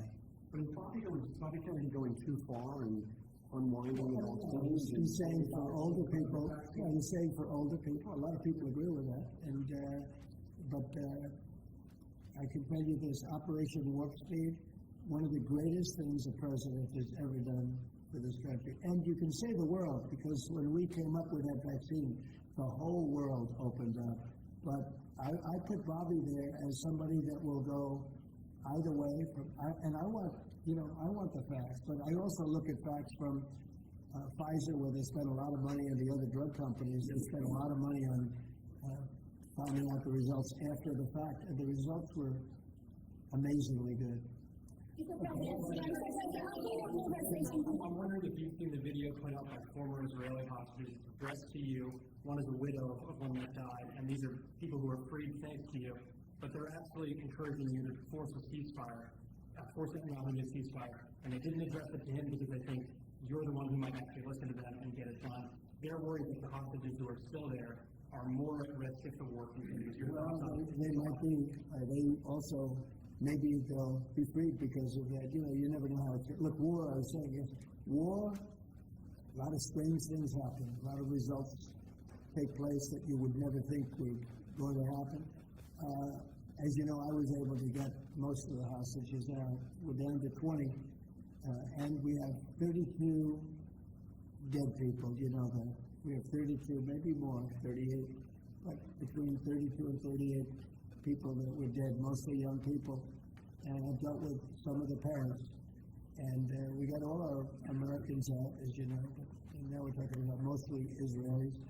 But I dealt with parents, I spoke to parents, and they want the body of their son, I believe in almost all cases sons, but they want the body of their cherished, beautiful son. They want the body back as much as though he were alive.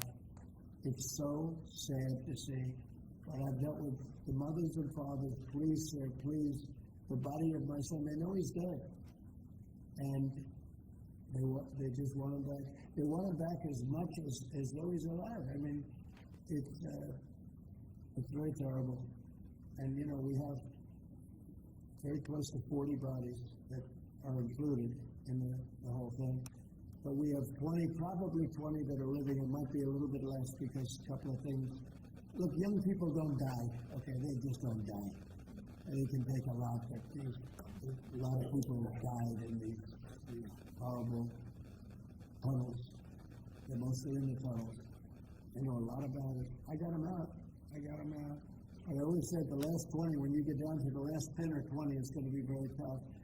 It's a nasty situation. You can't forget October 7th, but it's a nasty situation, terrible. On Gaza, the UN concluded this week that Israel committed genocide in Gaza. What are your thoughts on that? Well, I haven't seen that. I'm looking at it, but did anybody commit genocide on October 7th? What do you think about that? That was genocide at the highest level. That was murder, genocide, you can call it whatever you want. But little babies were chopped in half. Arms were cut off people, heads were cut off people. It's genocide. That's genocide also, I guess. Right?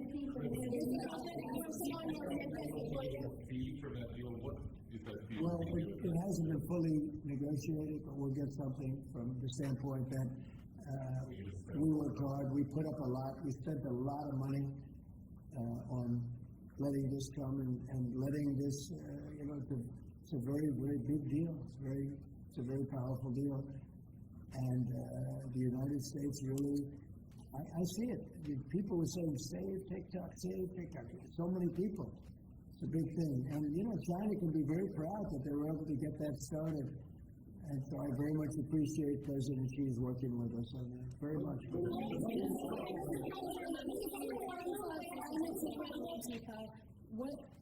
What comes next after designating Antifa?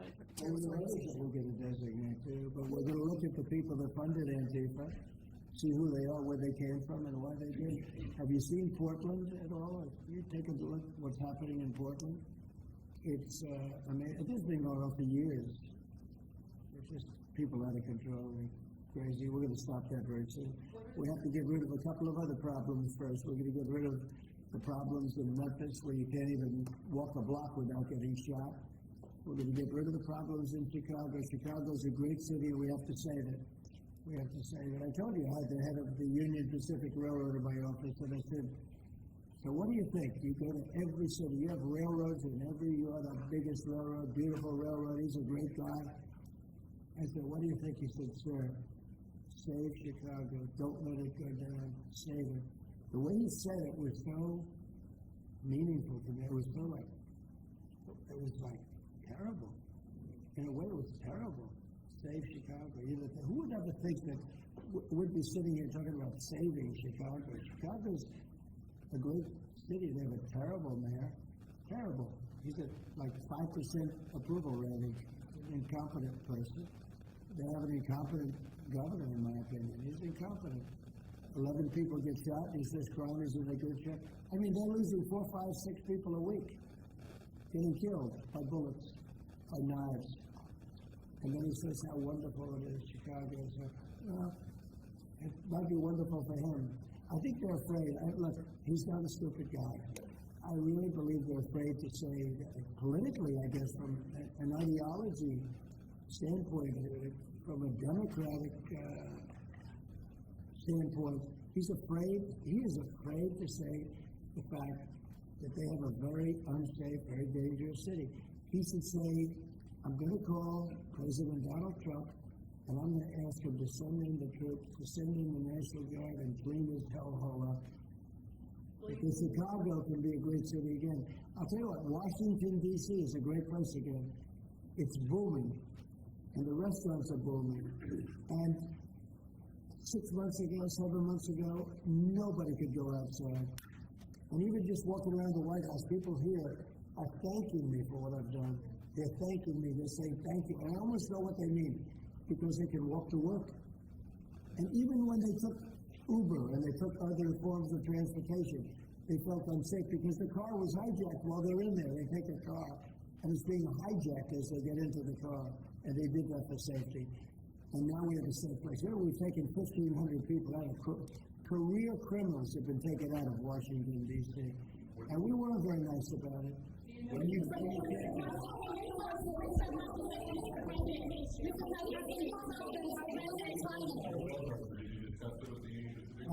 did discuss it, and I don't want to make a comment on it, but the Union Pacific is a great railroad, and they want to add a railroad that had a mistake at a place very close to my heart. You know, a lot of people say that that was a place where I got off to a very good start. It was a rough thing that happened. Well, they're trying to buy that railroad that had the problem, and it sounds good to me, to be honest with you. It sounds good to me. I'm a very big fan of the head of the railroad, the head of the Union Pacific. He started as a very low on the totem pole, started his job very low, and became the chairman of the company over a 45-year period. But I asked him about different cities. He said, St. Louis is tough. We thought, he said it stops at many of them. New Orleans.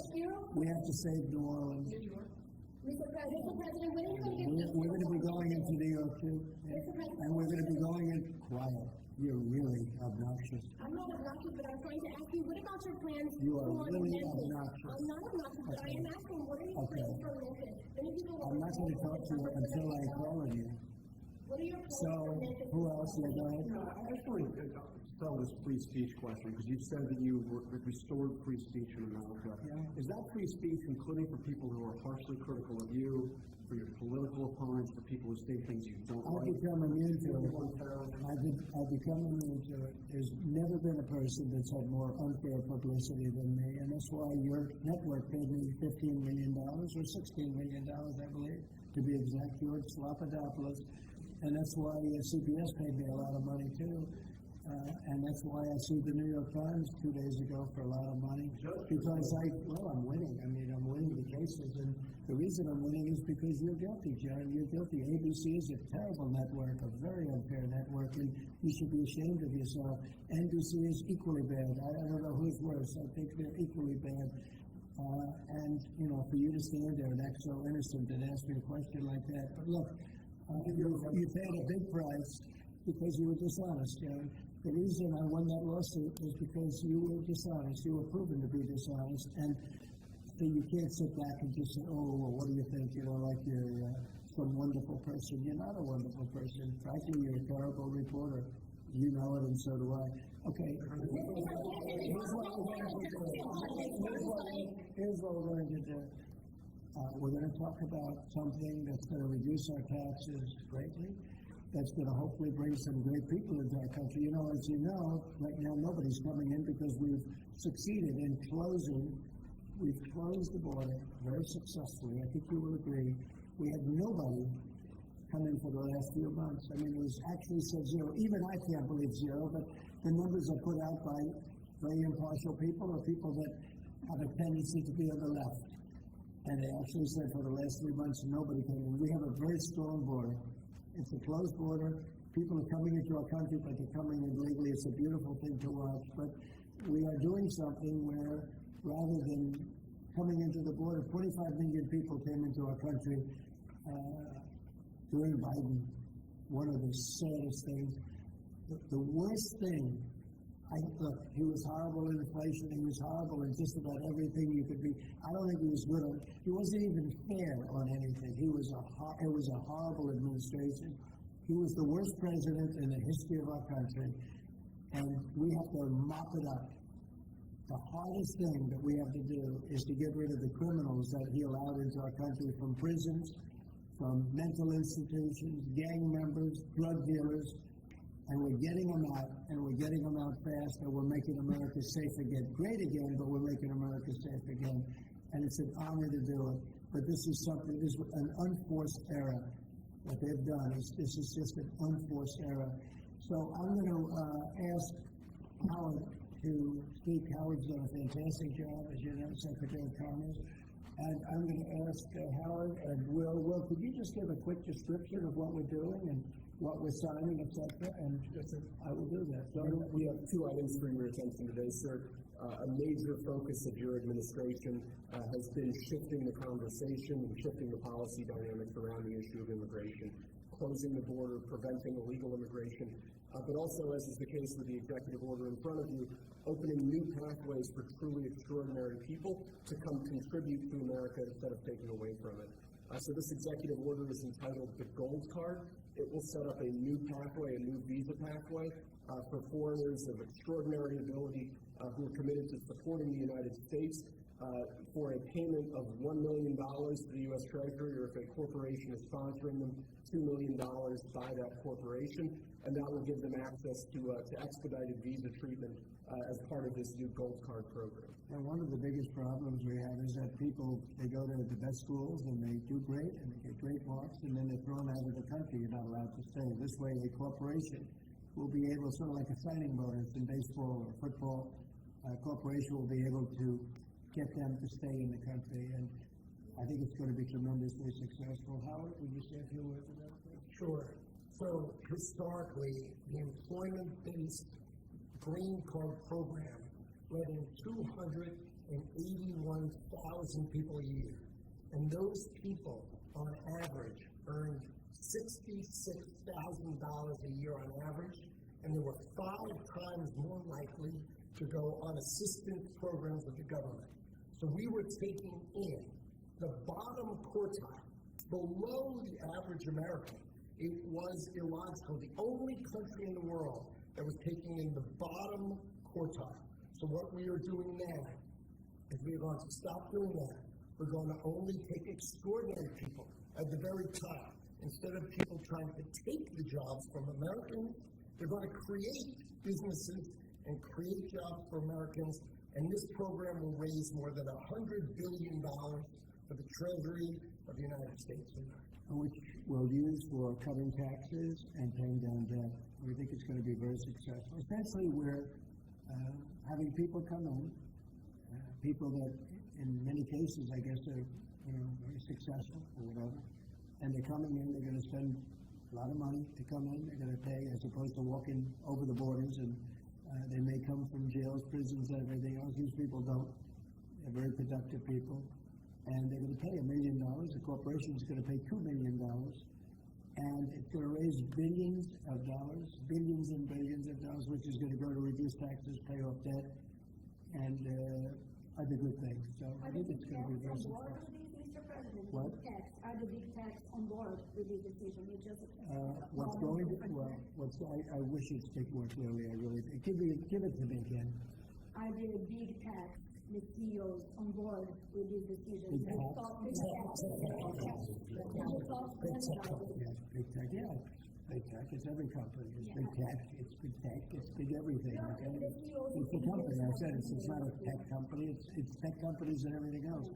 It's companies having a hard time getting people to be able to stay in the country. It's very difficult. Now, if you want to walk through the border, you can have no problem. People say, well, The best way to come in is walk right through the border, but they can't do that anymore because under our administration, the border is totally closed. You can only come in if you come in legally, and that's the way it's been, and that's the way it should be. And we're taking a lot of people out of the country that are here from prisons, from jails, from mental institutions, and even insane asylums, people that are crazy. We're taking them out of the country. We're getting them out of the country because you can't have a country like that. And I tell you, Christie and Tom Holman and all of the people that have worked so hard on this, they've done an unbelievable job. And I think we're getting great marks for it. People feel safe. Washington, D.C. is just the beginning. We brought the numbers down in Chicago a little bit by having the FBI in there for the last 5 months. We brought the numbers down in Memphis a little bit, but now we're going for the big one. Now we're going to go for the big one. But we set ourselves up very well in Chicago, Memphis, New Orleans a little bit, going in early, just to see what was happening. We study it. We're studying the site. It's sort of like war. I mean, I hate to tell you, it's like war. Some of these people are really bad. They're really, really sick people. They're dangerous people. They're killers. They're murderers, drug dealers, and you can't have it. You can't have a country like that. It's so beautiful to see Washington, D.C., that people are walking down the middle of the street, and they're going to restaurants, and you are too. And half of you were mugged. I mean, I don't know if she's here now. I don't see her, but some people were badly mugged that were reporters. 2 of the people right standing in the back of the room were mugged. And they're not going to have that anymore. And if you look at the crime stats in Washington, D.C., you have a safe place again. They were afraid to go to a restaurant because the restaurant would be held up while they're having dinner. And so they'd be mugged going there, and assuming they escaped the mugging, they go to the restaurant and then they're held up. This is how bad it's been. I'll follow up on the visa question. I think this may be the next thing that you're signing, but for the H-1B visa action that you're doing, we'll talk about that. You're very close to the technology CEOs. Are they concerned about that? I think they're going to be very happy. Everyone's going to be happy. And we're going to be able to keep people in our country that are going to be very productive people. And in many cases, these companies are going to pay a lot of money for that. And they're very happy about it. Okay, we'll talk about that next, Sarah. Okay.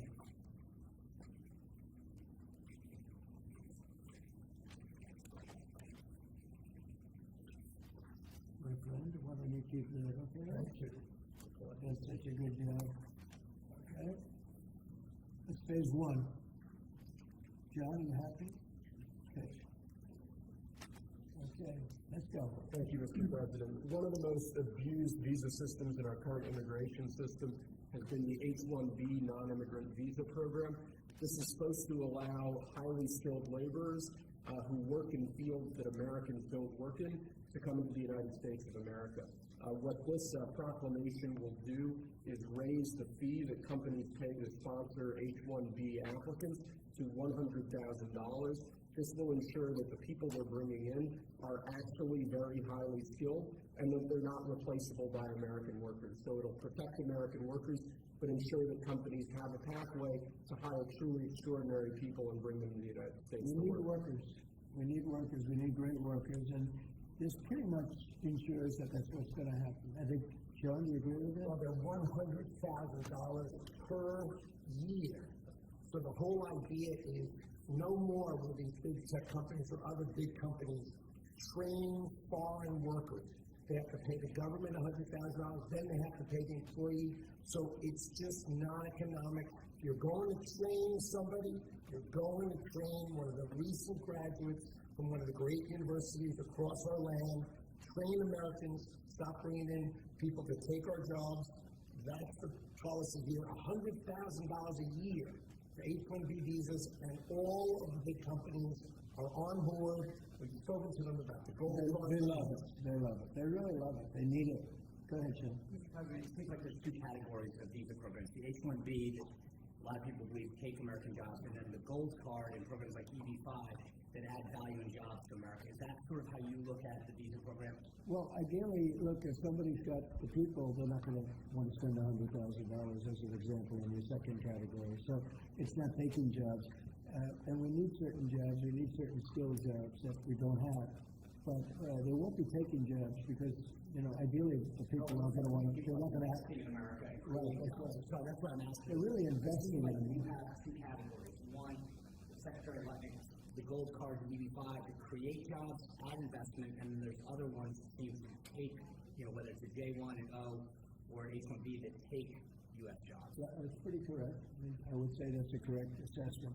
But the main thing is we're going to have great people coming in, and they're going to be paying. I mean, it's wonderful to say, oh, gee, we took in 25 million people that, look, many criminals, jails were open from Venezuela, from many other countries, and they were let out of jail and poured into our country, our poor country, how it suffered with this stupid president that we had and the stupid people that surrounded him right around his desk, these liberal, crazy people that have destroyed, they could have destroyed. If we didn't win this election, our country would have been dead. Our country was dead. Think of it, and I've said this, the king of Saudi Arabia said, your country was dead 1 year. They thought it was dead.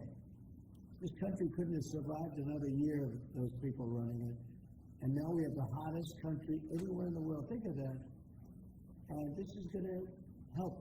And we're taking in hundreds of billions of dollars. This will be taken in, the gold card will be taken in hundreds of billions of dollars.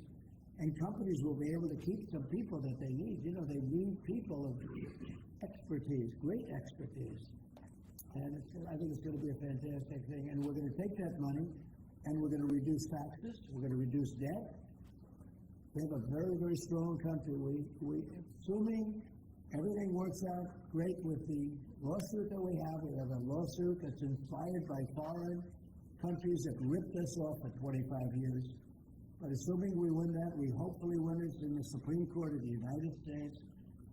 We have a country that no stopping us. We're rich, we'll be rich, we can take care of poor people, we can take care of our military, we can take care of everything. We can take care of beyond the country, we can help take care of the world.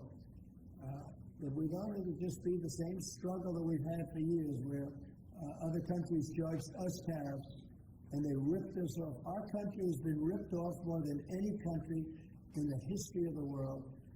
And now we're doing what we have to do. We're taking in billions and billions of dollars at levels that nobody has ever seen, trillions of dollars.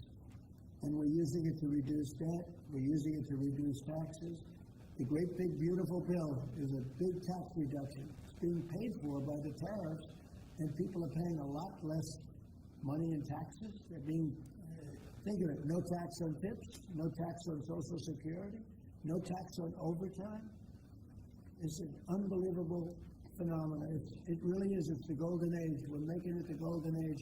Without the tariffs, it would be impossible. And China, for years, charged us tariffs, and they continue to do it, and so do other countries.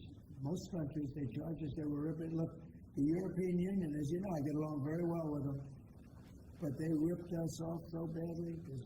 Nobody's ever seen anything now.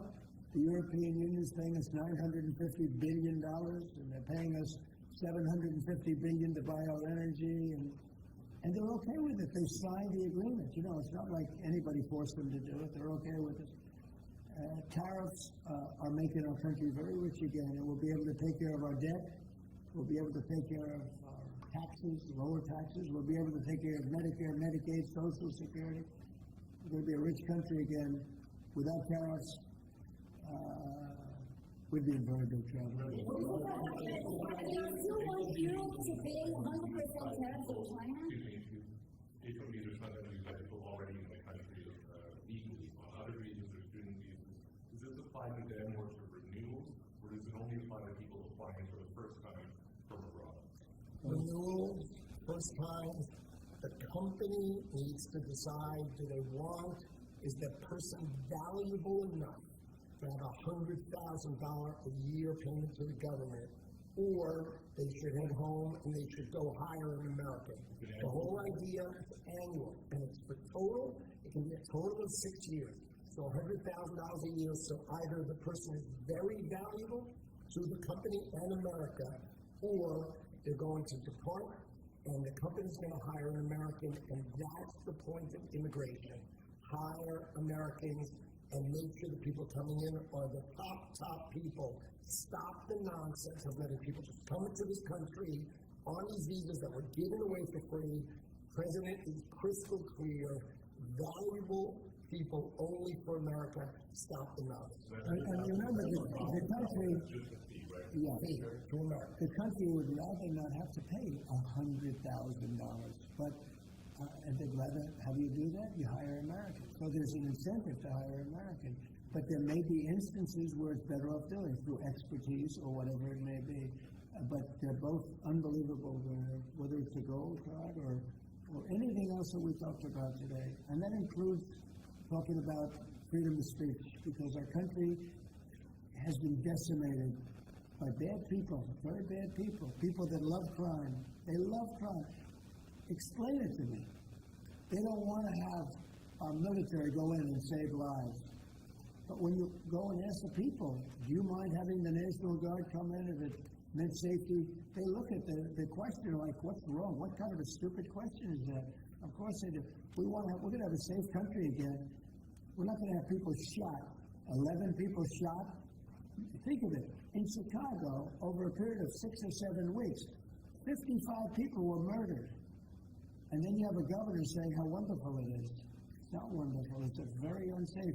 There's not a place in the world. You go outside, you go to Afghanistan, you go to different places all over the world that you hear about. It's 20% of what's happening in places like Chicago. And you think of them as unsafe.